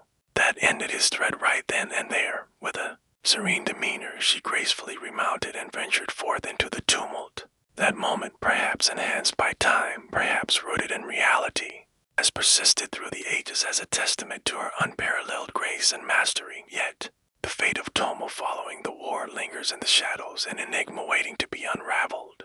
Whispers abound that she was taken against her will and bound to a life of marriage. Some whisper that she chose the path of a nun, seeking solace in the embrace of silence. Some say she slipped away, a wisp of smoke, returning to the shadows of myth. Regardless of the truth, the tale of Tomo goes and endures through the vibrant realms of theater, folklore, and the collective memory of the nation. In a world defined by strict gender norms and the weight of patriarchal dominance, Tomo goes and emerged as a beacon of defiance, her sword poised, her spirit unwavering, and her courage unyielding. Her battle was not merely for her lord. It was a fierce struggle for her very right to exist in a world that insisted she should not. In the 1st century CE, the Roman Empire stood tall, a marvel of discipline and organization, an unstoppable force in the annals of history. But then emerged Boudica, a fierce queen of the Celts from Britannia, whose fiery spirit nearly toppled the mighty Roman Empire. Her name would resonate through the ages, embodying fierce retribution, unwavering national pride, and the formidable power of a woman driven to the edge. Boudica, a fierce and noble figure, was the beloved wife of Prasutagus, the king of the Iceni tribe reigning over the lands that now form eastern England. He held the title of a client king under Rome. The figurehead permitted to wield authority as long as he adhered to their demands, yet, upon the death of Prasutagus, Rome cast aside his wishes and swiftly sought to claim his territories for themselves. In a harrowing turn of events, Boudica faced public flogging at the hands of Roman officials. As chronicled by Tacitus, her daughters endured unspeakable violations. It was a harsh and demeaning act crafted to extinguish any flicker of defiance. Instead, it sparked a blazing inferno. In the year 60 or 61 CE, a remarkable figure named Boudica emerged, uniting various British tribes to ignite one of the most fierce uprisings in the annals of Roman history. She was far more than just a figurehead. In vivid tales from Roman times, she is depicted commanding her troops from a chariot, a spear firmly grasped in her hand, adorned in a flowing tunic and a grand gold torque resting upon her neck. With her hair ablaze like the setting sun, she galloped forth, rallying her kin for the battle ahead. She embodied the spirit of a priestess and the might of a general. Fueled by an unquenchable fire within, her legion swept into modern Colchester, setting it ablaze and reducing it to ashes. Next unfolded Londinium, the very cradle of what would become modern London, where she unleashed her fury upon the Roman colonists and laid waste to the city. In a span of mere months, Pyrrhum Telly reveals that more than 70,000 Romans and their allies met a tragic fate. Her legion forged a path of scorched remnants and broken pride in their wake. Yet, the Romans, led by the determined governor Gaius Suetonius Paulinus, found their strength anew. In a remarkable twist of fate, they drew Boudica into a fierce confrontation. With the unwavering discipline and strategic formations of the Romans emerged victorious. Against overwhelming odds, the uprising met its end in the shadow of impending defeat. Boudica chose the bitter path of poison over the humiliation of capture. Even in the face of defeat, the spirit of Boudica's tale continued to resonate, a legacy blossoming like a wildflower in the cracks of history. Roman historians depicted her as a wild spirit, yet her bravery and command were undeniable, capturing the attention of all. In the hearts of the British. Particularly as the centuries unfolded, she emerged as a beacon of defiance against oppression, whether it came from afar or within their own borders. In the tumultuous steppes of Central Asia, midst the fervor of the Mongol expansion, there rose a formidable woman who struck fear into the hearts of warriors and brought shame to princes, not through the blade, but through her astonishing physical prowess. In a time long past, there lived a remarkable woman named Kutulin, a descendant of the legendary Genghis Khan himself, yet she did not merely follow in his wake. She wove a tale of her own, one headlock at a time, in the year of our Lord 1260. A remarkable figure emerged, Kutulin, the daughter of Kaidu Khan. He was not just any noble. He was a formidable cousin of Kublai Khan, standing as a rival in the fierce contest for power within the vast Mongol Empire. Kutulin grew up in the out of a warrior's world, mastering the art of archery, the thrill of horse riding, and the strategies of the battlefield. Yet it was her prowess in wrestling that truly set her apart, a sport held in high esteem and fierce competition among the Mongols. In the tales woven by the Persian historian Rashid al-Din, there exists a fierce warrior named Kutulin who boldly declared that she would only take a husband if he could best her in the art of wrestling. Countless souls ventured forth, yet none emerged victorious. Many suitors departed, their spirits crushed and their pride in tatters, some having staked horses, gold, or entire herds on their hopes.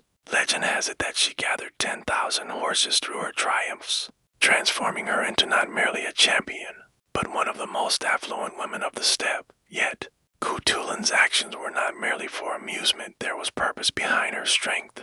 In the heat of battle, she stood shoulder to shoulder with her father, leading troops with unwavering courage and shattering the enemy's defenses. In the midst of fierce campaigns against rival Mongol factions and the formidable Chinese forces, Kutulin emerged as Kaidu's most trusted military advisor, guiding him through the tumultuous tides of battle. He even contemplated bestowing upon her the title of his successor, a remarkable decision in a realm ruled by male warlords. This, as one might expect, ignited a wave of discontent. Some Mongol nobles murmured in hushed tones, casting shadows on her influence, deeming her power as something beyond the ordinary. They forced a formidable to be reckoned with. Ultimately, Kaidu decided against naming her as his heir, opting for a male relative instead. Yet her legacy lived on. Even Marco Polo, the intrepid traveler of the Mongol Empire, recounted tales of a fierce Mongol princess who fought with the ferocity of a tiger and possessed the skills to ride and shoot as adeptly as any man. In the aftermath, narrative sought to embellish or downplay her essence, transforming her into a figure of infatuation or distilling her tale into mere folklore. Yet, let there be no doubt, Kutulin truly existed, and her might was the stuff of legends. In the midst of the most male-dominated empire on earth, she emerged as a beacon of strength, not due to permission granted, but because her spirit was unyielding and unstoppable. In an era when women were denied the right to vote, barred from owning land, and faced arrest for donning men's attire, a remarkable French teenager defied the odds by donning armor and leading armies into battle. In the year 1412, in the quaint little village of Domremy, there lived a peasant girl named Joan of Arc, who, despite her humble beginnings and lack of formal education, would rise to become a figure of legend. By the time she reached 17, she would rally troops, challenge monarchs, and shape the very tides of the 100 Years' War that raged between France and England. Her ascent was not forged in the fires of military discipline or the privileges, but noble heritage. Joan spoke of a spark from the heavens guiding her path. She spoke of hearing voices, the whispers of Michael, Catherine, and Margaret, who revealed to her that she was destined to lead the English from France and crown Charles the Dauphin as king. It was a bold assertion, one that could easily have branded her as insane. Instead, it led her to an audience with the future King Charles VII.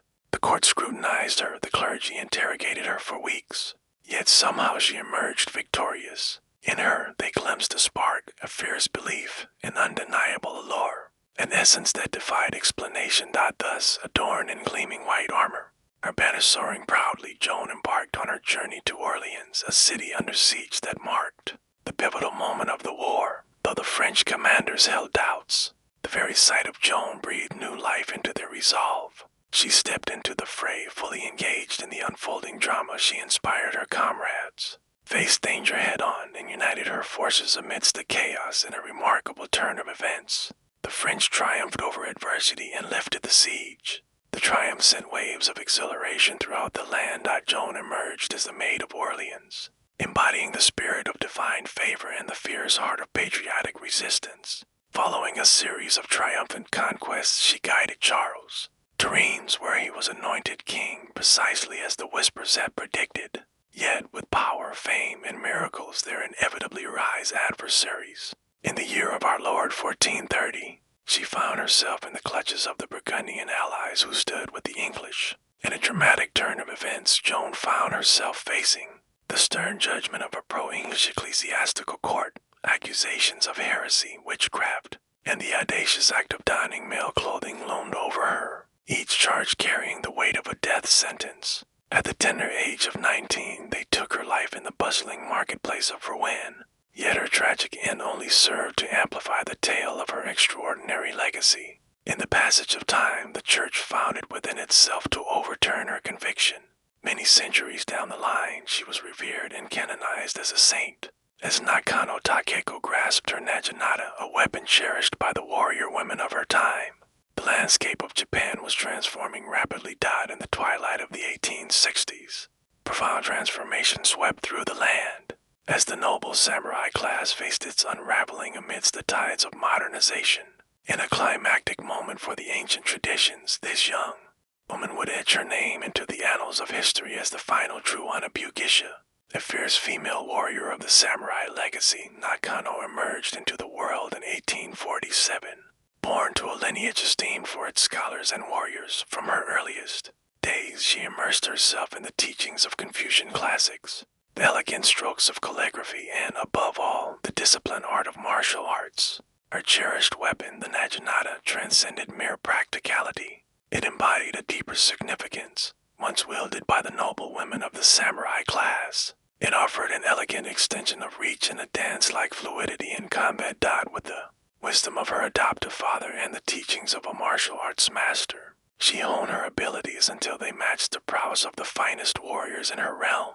In her 20s, Nakano emerged as both a mentor and a fighter, guiding other women in the art of the sword. In the year 1868, as the Bajin War erupted, a fierce clash between the imperial forces and the remnants of the Tokugawa shogunate, Nakano chose not to remain in the shadows. She became a part of the valiant stand at Eizu, a stronghold where the spirit of the samurai still fought fiercely against the tide of change. Though women were not formally permitted to serve, Nakano took the bold step of creating an unofficial group of female warriors called the Joshitai, the Women's Army, adorned in hakama pants and traditional armor. These women battled valiantly alongside their male counterparts, safeguarding their families, their city, and their cherished way of life. In the midst of the fierce battle of Eizu, Nakano bravely commanded her unit, engaging in close-quarters combat with imperial troops wielding rifles. Witnesses recount a fierce battle where she vanquished numerous foes before a bullet struck her in the chest. Realizing the gravity of her injuries and the fate that awaited her, she turned to her sister with a heavy heart, requesting the ultimate act of mercy to end her life with a swift strike of the blade. In a sacred temple nestled in Fukushima, her body lay to rest, accompanied by the sword that had once been her steadfast companion. Nakano's courage echoed through the ages, a tale of valor that shone brightly even in the face of loss. In the heart of Japan, especially in Eizu, where statues rise tall, a testament to a fierce spirit, she is celebrated not just as a warrior, but as a woman who stood unwavering against the tides of modernity, the weight of patriarchy, and even the inevitability of death. Midst the charred remnants of World War II, a single name echoed through the ranks, instilling fear in the hearts of German soldiers on the Eastern Front. Lyudmila Pavlichenko, a name that resonates with courage and resilience. Known as Lady Death by those who opposed her, she was no mere legend, no source of inspiration, nor a tool for propaganda. She embodied authenticity. A Soviet sniper with a remarkable record of 309 confirmed kills, including 36 enemy snipers. She stands as the most formidable female sniper in history. In the year 1916, in the land that we now recognize as Ukraine, a remarkable individual named Pavlichenko emerged, displaying a fierce spirit of competition from an early age. With an unwavering love for her country, she possessed an innate skill with a weapon that set her apart. In the fateful year of 1941, as the shadows of conflict loomed over Europe, A young woman of merely 24 years found herself immersed in the study of history at university, unaware of the monumental events that would soon unfold with Nazi Germany's invasion of the Soviet Union. Yet rather than immersing herself in the pages of books, she chose to grasp a rifle and offer her service to the Red Army. At first, the officials proposed that she pursue a career in nursing, but she turned down the idea. She yearned for a place in the fray, and destiny answered her call. Amidst the chaos of the siege of Odessa and later the siege of Sevastopol, Pavlichenko forged her legacy. Through sheer determination and bravery, she lingered for hours perfectly, still blending into the icy landscape, poised for the ideal moment to capture. Her quarry extended beyond mere foot soldiers. She pursued officers, machine gunners, and rival snipers with relentless determination. With a resolve as unyielding as iron, she navigated the challenges before her, her patience stretching beyond the ordinary, fueled by a deep-seated animosity for the intruders. Her tally of victories soared to such heights that she was withdrawn from the battlefield and dispatched on a diplomatic journey across the United States, Canada, and the UK. In that moment, she crossed paths with President Franklin D. Roosevelt, forging a bond with Eleanor Roosevelt, who was captivated by her grace and sharp mind. Pavlichenko captivated audiences with her impassioned speeches, calling on the Allies to launch a second front in Europe, while deftly dismissing reporters who dared to pose sexist inquiries about her makeup and skirt length. After the war, she emerged from the shadows, refusing to fade away. She achieved her degree, embraced the role of a historian, and guided the next wave of Soviet snipers in their training. Despite the shadows cast by war's harsh grip and the scars it left behind, her story continued to resonate through time. She was honored with the Hero of the Soviet Union medal, and her legacy endures as a symbol of heroism in both Russia and Ukraine. In a realm where the contributions of women in battle are frequently questioned, Lyudmila Pavlichenko chose not to engage in debate. She remained silent with an effortless grace. She executed her tasks, surpassing the abilities of nearly all who came before her. For every renowned figure, Butyrka and Tomoy-Gozin, Lyudmila Pavlichenko, there exists a multitude of others whose tales have faded into the shadows of conventional history. History, it seems, has often been penned by the hands of men, and when women took up arms, be it swords, rifles, or spears, they frequently found themselves erased, minimized, or transformed into mere legends. Yet, let there be no doubt, fierce women have always existed, spanning continents and centuries, and their silence was never by choice. Let me take you back to the 1st century CE, where two remarkable figures emerged from the heart of Vietnam, Trung Trac and Trung Nhi. These sisters, fueled by their fierce spirit and unwavering resolve, rose up against the oppressive forces of Chinese occupation, igniting a rebellion that would echo through the ages. With great majesty, they charged into battle atop mighty elephants, gathering legions of devoted followers. For 3 glorious years, they reigned over an independent realm, until the tide turned against them, overwhelmed by the might of the Chinese forces. Even today, their defiance is celebrated through temples and festivals. Though the pages of global history often overlook their tale, consider the remarkable figure of Yaa Sadawar from the Ashanti Empire in West Africa, who, in the year 1900, took a stand and led a rebellion against the forces of British colonialism. In her role as the revered matriarch, she summoned her people to unite against the British, who sought to seize the sacred golden stool, the embodiment of Ashanti sovereignty. With passion in her voice, she captivated her audience and rallied her warriors, proving that true leadership and courage transcend all boundaries. In the age of legends, there existed Viking shield maidens, perhaps not as prevalent as the tales would have us believe, yet undeniably real. Archaeological discoveries reveal that women were interred alongside weapons, armor, and even war horses, not merely as ceremonial offerings but as fierce warriors. In the heart of the American Southwest, there existed fierce Apache women warriors.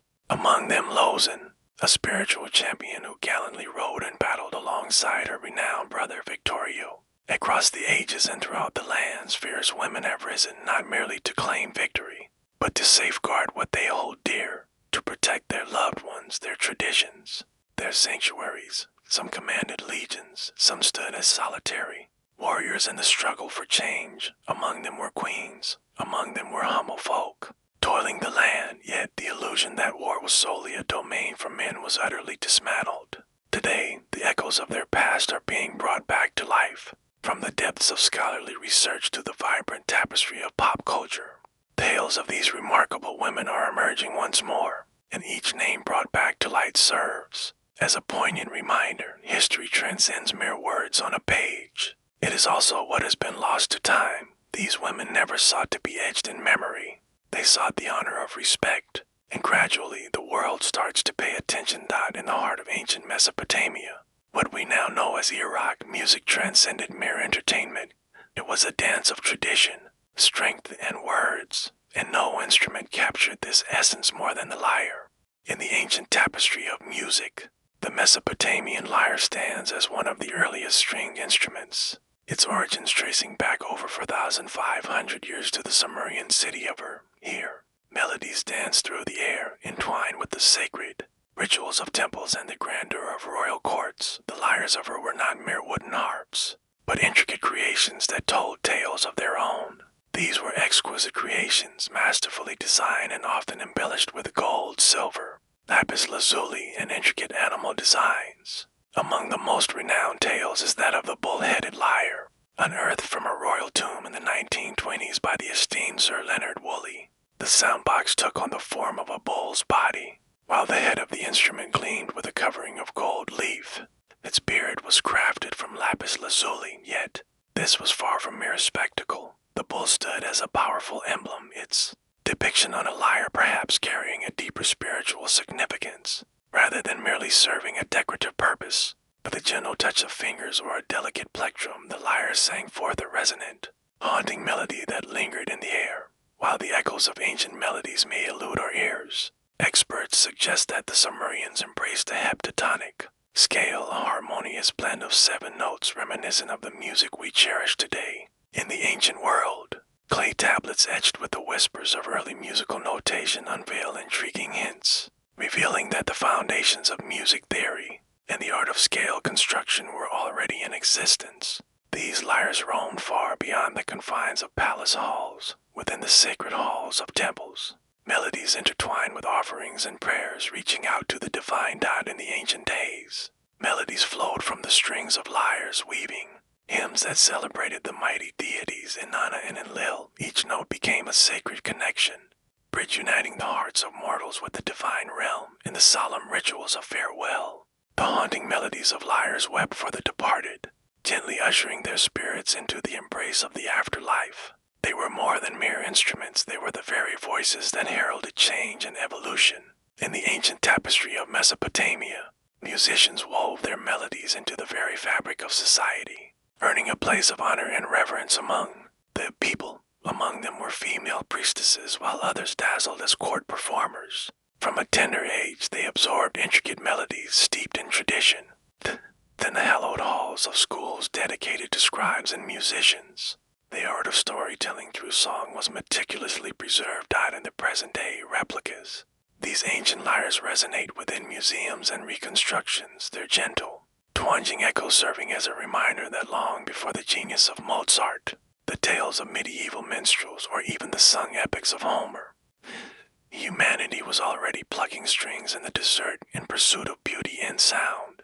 As the lyre whispered sweet melodies to the divine, the aloes cried out, lamented, and twirled through the souls of the ancient Greeks. This vibrant, double-piped wind instrument was far from a delicate flute. The experience was untamed, filled with deep feelings and relentless in its intensity. For the Greeks, music transcended mere entertainment. It was a profound essence, powerful force that molded the very soul, and the aloes captured its most elemental essence. In contrast to the lyre, beacon of harmony and order cherished by Apollo, the aloes danced in the shadows of Dionysus, the god of wine, ecstasy, and madness. It found its place in rituals, dramatic performances, and military marches, weaving a tapestry of emotional depth and practical purpose. It was a creation of 2 pipes, often crafted from wood, bone, or ivory, each possessing its own reed and a series of fingering holes ready to weave melodies into the air. The musician, known as an aulette, skillfully played both pipes at once, creating a rich, resonant sound that echoed more like a bagpipe than a contemporary flute. This demanded extraordinary mastery of one's breath. In the world of music, there exists a fascinating technique known as circular breathing.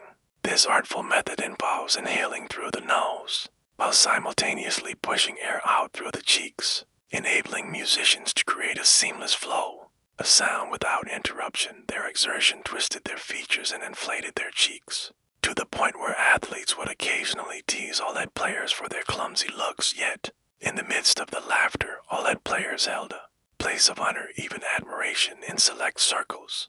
The Olos was not merely a source of tranquil melodies. It ignited a fervor within the soul in the realm of ancient Greek theater. It wove its magic alongside tragedies and comedies, enhancing the mood and driving the momentum of performances.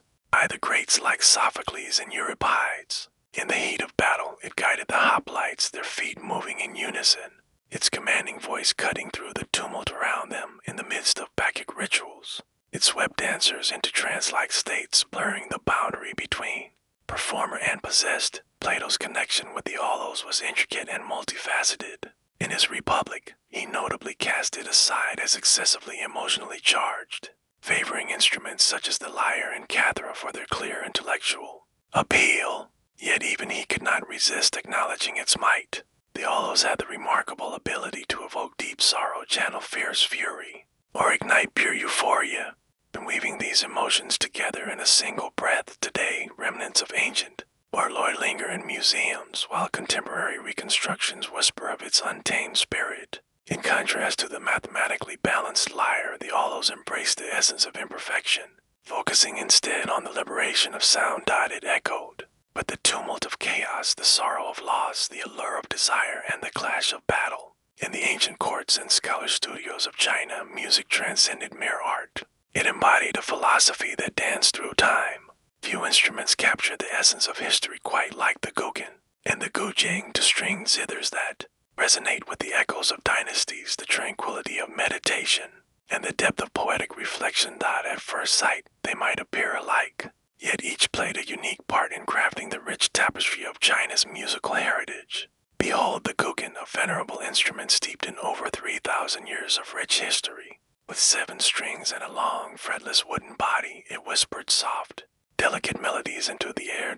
To those who listen closely, the guqin reveals its secrets, with soft glides, ethereal harmonics, and plucked notes that resonate like delicate raindrops dancing on ancient tiles.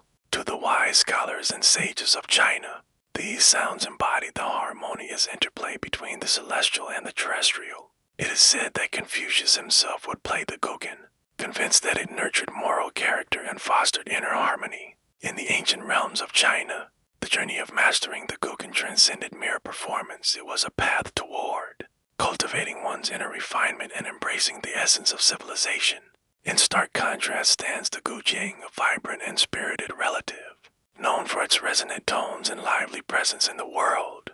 Crafted with 16 to 21 strings and often more in contemporary iterations, the guzheng emerges as an instrument designed for captivating performances. The elegantly curved wooden frame and the graceful, shifting bridges create a tapestry of rich melodies and dramatic glissandos that captivate the senses.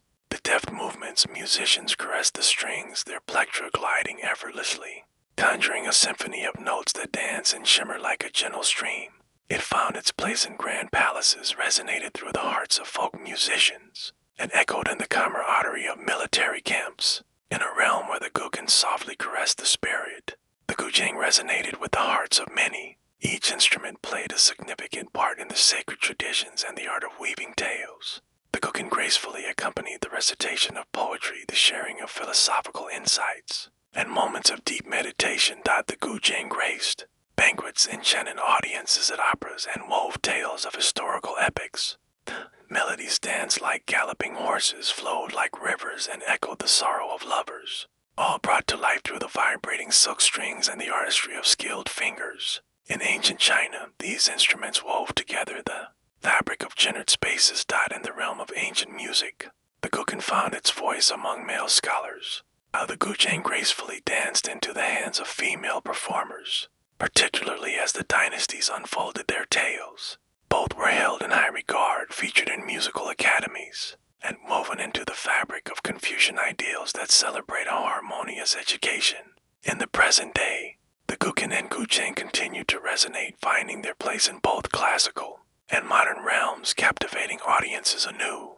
They linger as vibrant whispers of China's timeless essence, where melodies transcended mere sound, becoming a journey toward virtue and profound emotion. In the heart of ancient Egypt, music wove itself into the very fabric of life, resonating with purpose and meaning. It was a revered instrument, a channel of celestial dialogue that resonated within sacred spaces, ancient resting places, and the rhythms of everyday existence. From the grand halls of pharaohs to the humble abodes of peasants, the melodies of life resonated in every corner. It brought comfort to the weary workers, paid tribute to those who have passed, led sacred ceremonies, and captivated the hearts of the vibrant souls still among us. And the instruments that crafted this soundscape were as varied as the Nile, flowing through its ancient banks. Among the ancient treasures of Egypt, the harp stands out as a timeless and revered instrument. In the beginning, harps took on a graceful curve reminiscent of bows, but over time, they transformed into grand angular structures that towered like giants with deft fingers.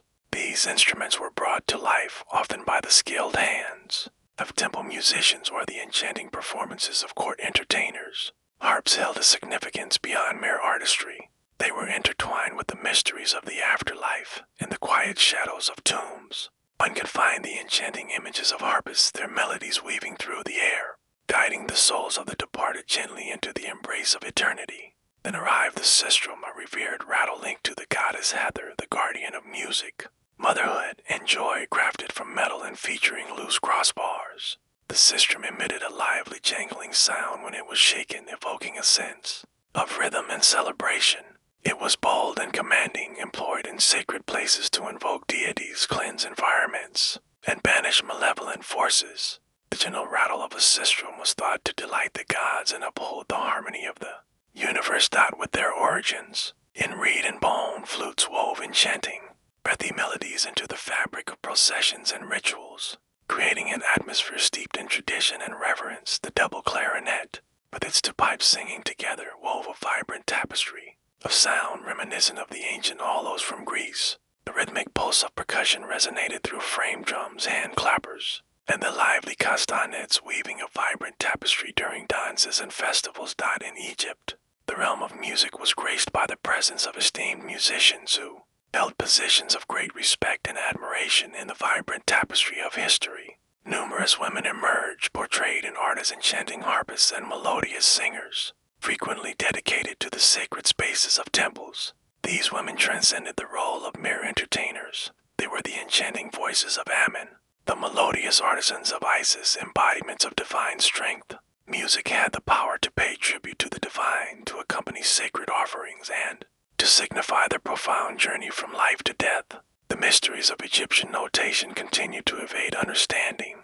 In contrast to the rich tapestries of Mesopotamia or Greece, the echoes of music from this land have largely faded, leaving behind only a handful of remnants. Yet the instruments, illustrated with striking detail in tombs and temples, reveal a wealth of information. In the heart of ancient Egypt, music was perceived as a tapestry woven from structure, emotion, and a touch of the mystical. Even in the embrace of death, the essence of music lingered on. Instruments were interred alongside the elite, their owners holding a steadfast belief that they would once more resonate in the lush fields of reeds, the enchanting paradise of Egypt. For them, music was not merely a hobby. It was the very essence of timelessness. In a time before the ink met parchment, when the echoes of the past danced in the air, ancient African cultures embraced a form of expression that was raw and alive, melody. Across the continent, drums resonated with purpose beyond mere instruments. Whispers echoed in the air. They shared their words, wielded authority, held on to memories, and called forth the unseen. In the ancient societies of Africa, music, particularly percussion, served as a vibrant language that conveyed tales, laws, identities, and the very essence the divine. Across different regions and for various purposes, drums took on unique forms. Yet none captured the imagination quite like the talking drum, a remarkable instrument from West Africa. Its hourglass form and leather cord embellishments. This drum had the remarkable ability to echo the melodic speech of the community, masterful drummers had the ability to convey complete thoughts by skillfully manipulating the tension of the chords as they struck with a curved stick. In a time long past, whispers traveled from village to village carrying news of new life, passing of souls, urgent warnings, and the call of royalty. All before the advent of paper or the postal system, the drum emerged as the continent's pioneering wireless communication system. Yet, the drums held a significance beyond mere practicality. They possessed a deep sense of spirituality. In the realms of ancient Kush and Nag, the rhythmic beat of drums called forth the spirits of ancestors and the presence of deities. In If and Benin, the reverence for kings and gods was expressed through intricate and grand court rituals. Drumming played a vital role in the sacred moments of initiation ceremonies, the profound healing rituals, and the solemn farewells of funerals. Legends whispered that striking a sacred drum could stir the very forces that lie beyond the veil. The vibrant world of African drums unfolds in a myriad of shapes and sounds. Jem, Dundon, Bukarabu, and Kiti, each one playing a unique part in the rich tapestry of musical tradition.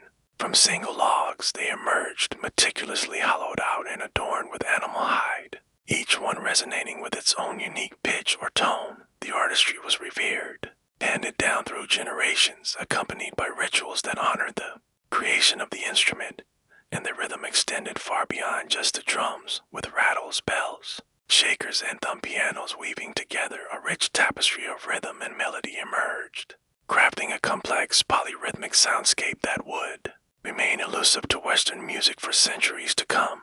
In the rich tapestry of African tradition, music flowed seamlessly with the rhythm of movement.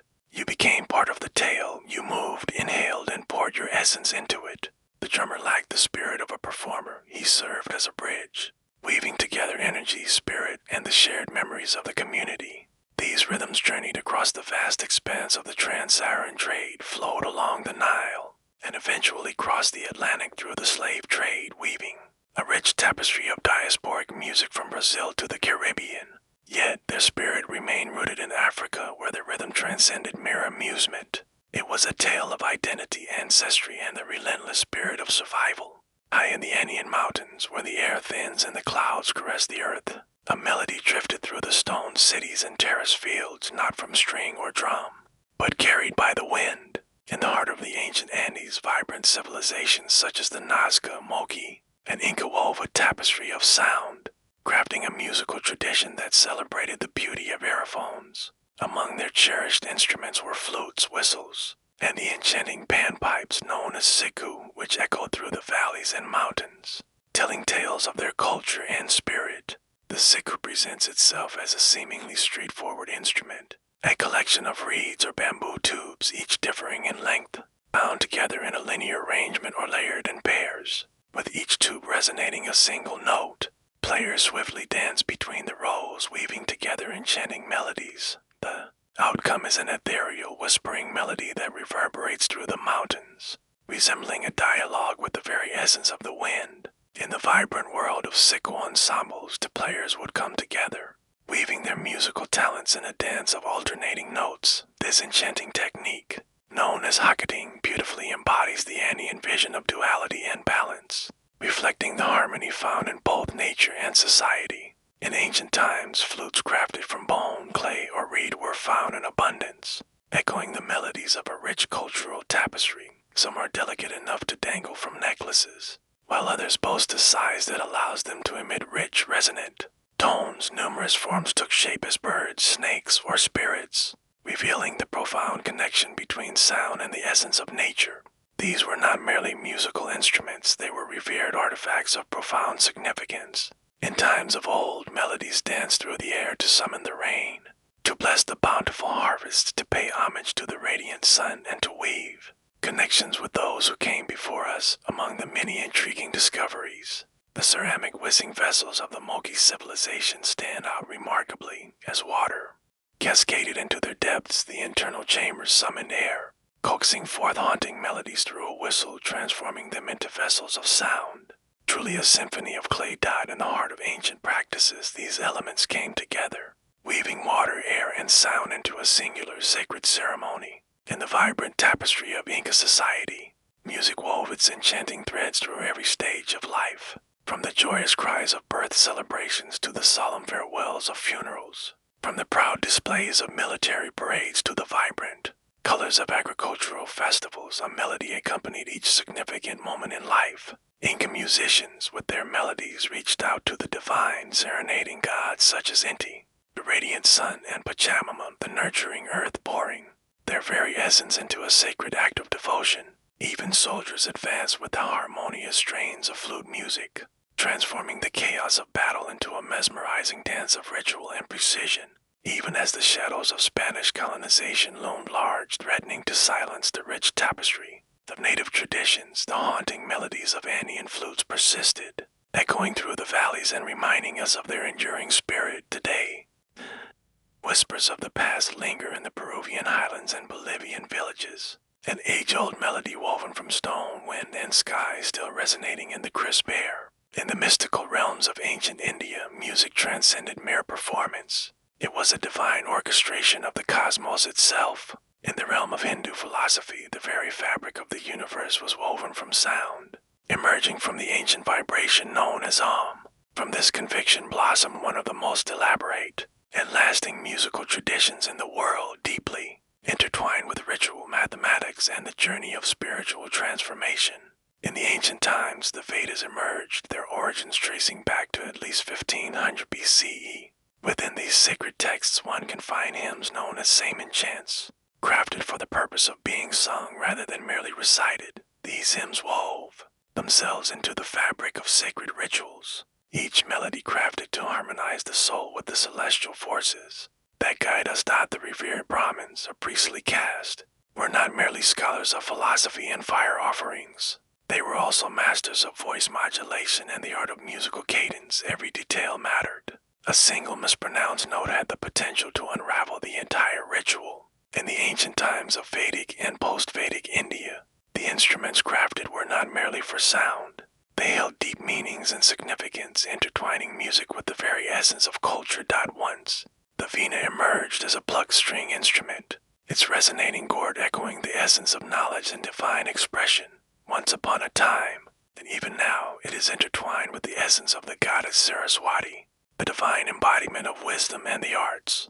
The strings resonated with the very vibrations of the cosmos, inviting the player to weave a connection with universal truths through the enchanting power of melody. Wind instruments such as the bansuri, a bamboo flute, served not merely as tools, melody, but as vessels for ancient tales and legends. In the enchanting tales of old, Lord Krishna, the embodiment of love and divine mischief, was frequently seen with his flute, captivating the hearts of both humans and creatures with his melodic tunes. The enchanting notes of the bansuri were said to cut through the veils of illusion, guiding listeners beyond the confines of reality and into a realm of elevated awareness. The rhythm of percussion resonated with great strength.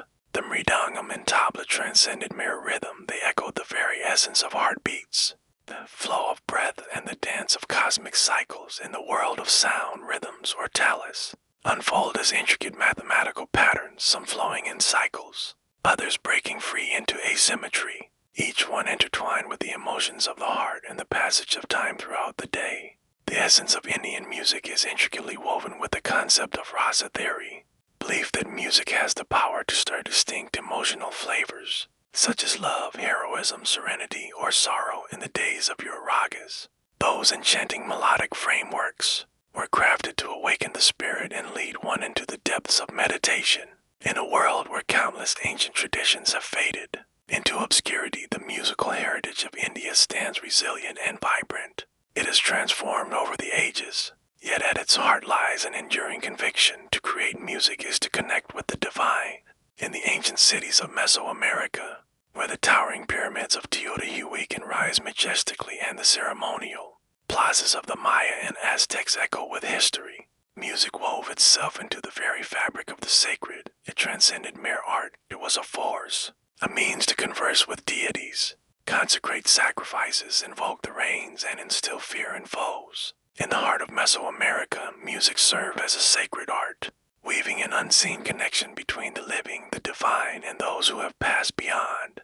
The rhythm of the drums filled the air, commanding attention. Among the most remarkable was the huedel, a towering featuring single-headed drum hewn from hollow tree trunks, resonating with the rhythm of bare hands, clad in the hides of beasts and embellished with ancient symbols and sacred imagery. The Huedo pulsed with life during times of celebration, conflict, and ritual offerings. The profound, resonant sound reverberated through the stone courtyards, reminiscent of the heartbeat of the divine. Then arrived the teponazli, a magnificent slit drum crafted from hollowed wood, resonating with the rhythm of rubber-tipped mallets. The surface was intricately shaped into two distinct tongues, each resonating with its own unique pitch when struck out. The teponazli was more than mere percussion. It had a voice of its own. In the ancient tongue of Nahuatl, the Aztec people believed that the teponazli had the power to echo the names of their gods or to weave the very rhythms of destiny. The essence of wind instruments was undeniably pivotal. In ancient times, flutes crafted from bone, clay, and reed were prevalent, frequently taking the form of creatures or deities. Some were crafted with such exquisite detail that they could imitate the calls of birds, the growls of jaguars, or even the screams of humans. Behold the legendary Aztec death whistle, a haunting artifact crafted in the likeness of a skull. When blown like a flute, it unleashes a spine-tingling shriek, echoing through the ages. This eerie sound was perhaps wielded in the heat of battle or during sacred rituals, designed to instill fear in foes or to bridge the realms of the living and the spirits. Melodies wove through every significant moment, celebrations of birth, the passage into adulthood, the clamor of battle, the rhythms of harvest, and the solemnity of farewell. Artists and performers honed in dedicated institutions, captivating not only audiences but also the divine. Some instruments were held in high regard, designated solely for the nobles or the priests. To play them incorrectly was to risk a grave spiritual transgression. Even the act of sacrifice, a cornerstone of Aztec belief, unfolded to the rhythm of a musical score. With a thunderous beat, the drums resonated, flutes sang their haunting melodies, and conch shells echoed their calls as souls were devoted to the radiant sun. The music didn't calm, it ignited a spark. It led spirits, nourished deities, and maintained the rhythm of the universe. In Mesoamerica, music wove itself into the very fabric of life. The moment had arrived for the grand ceremony. Its purpose was not to amuse, it was destined to change. Though the great civilizations of the past have come and gone, their melodies continue to resonate through time. It endures, not solely in sound but in the essence of ritual, design, and the very fabric of culture. In countless ways, the melodies, the ancients, were never intended to be confined to the pages of sheet music or captured in the permanence of recordings. It journeyed through hands, whispered through mouths, and resonated in hearts. Vibrant tradition woven into the fabric of memory and performance. Consider the elegant Chinese guqin or the enchanting Indian veena. These are not mere artifacts. They continue to resonate in the present, frequently employing methods that have been cherished and handed down through countless generations. Artists do not merely replicate the echoes of the past, they breathe life into them. Every note weaves together the rich tapestry of centuries filled with philosophy, culture, and deep reflection. With a single pluck, one can evoke the same yearning or elation that resonated within the hearts of emperors and sages of old. In Africa, the drums continue to share their tales, the vibrant beats of the djem, the engaging call and response of griots, the lively syncopation of dance. All resonate with age-old traditions that existed long before colonial maps are recorded. History, across the vast expanse of the Americas, the ethereal whispers of the Andean siku and the resonant beats of powwow drums.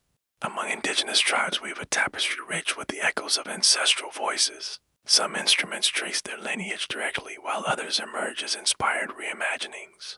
Yet all share a connection to ancient origins. In the realm of contemporary Western music, echoes of ancient ideas persist. In the ancient lands of Mesopotamia, a 7-note heptatonic scale emerged, weaving the very fabric of what we now recognize as modern harmony. In the rich tapestry of musical history, the threads of Greek music theory weave through the intricate patterns of modes and intervals, shaping the very essence of ethos. This foundation laid the groundwork for early Christian chant, ultimately giving rise to the magnificent evolution of classical music.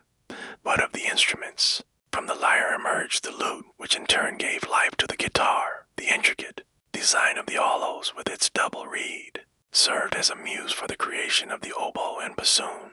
Yet one might argue that the most lasting impact lies in the essence of ancient melodies. It was never intended to draw crowds or climb the rankings. It was a sacred tradition. It was a journey of restoration that had signified the beginning and the end, the planting and the gathering, the passion and the conflict. It held significance. Even today, music continues to be our universal expression, capable of evoking feelings without uttering a single word, forging connections that transcend boundaries. In a realm saturated with clamor, the echoes of ancient music beckon us to remember that sound holds a sacred essence.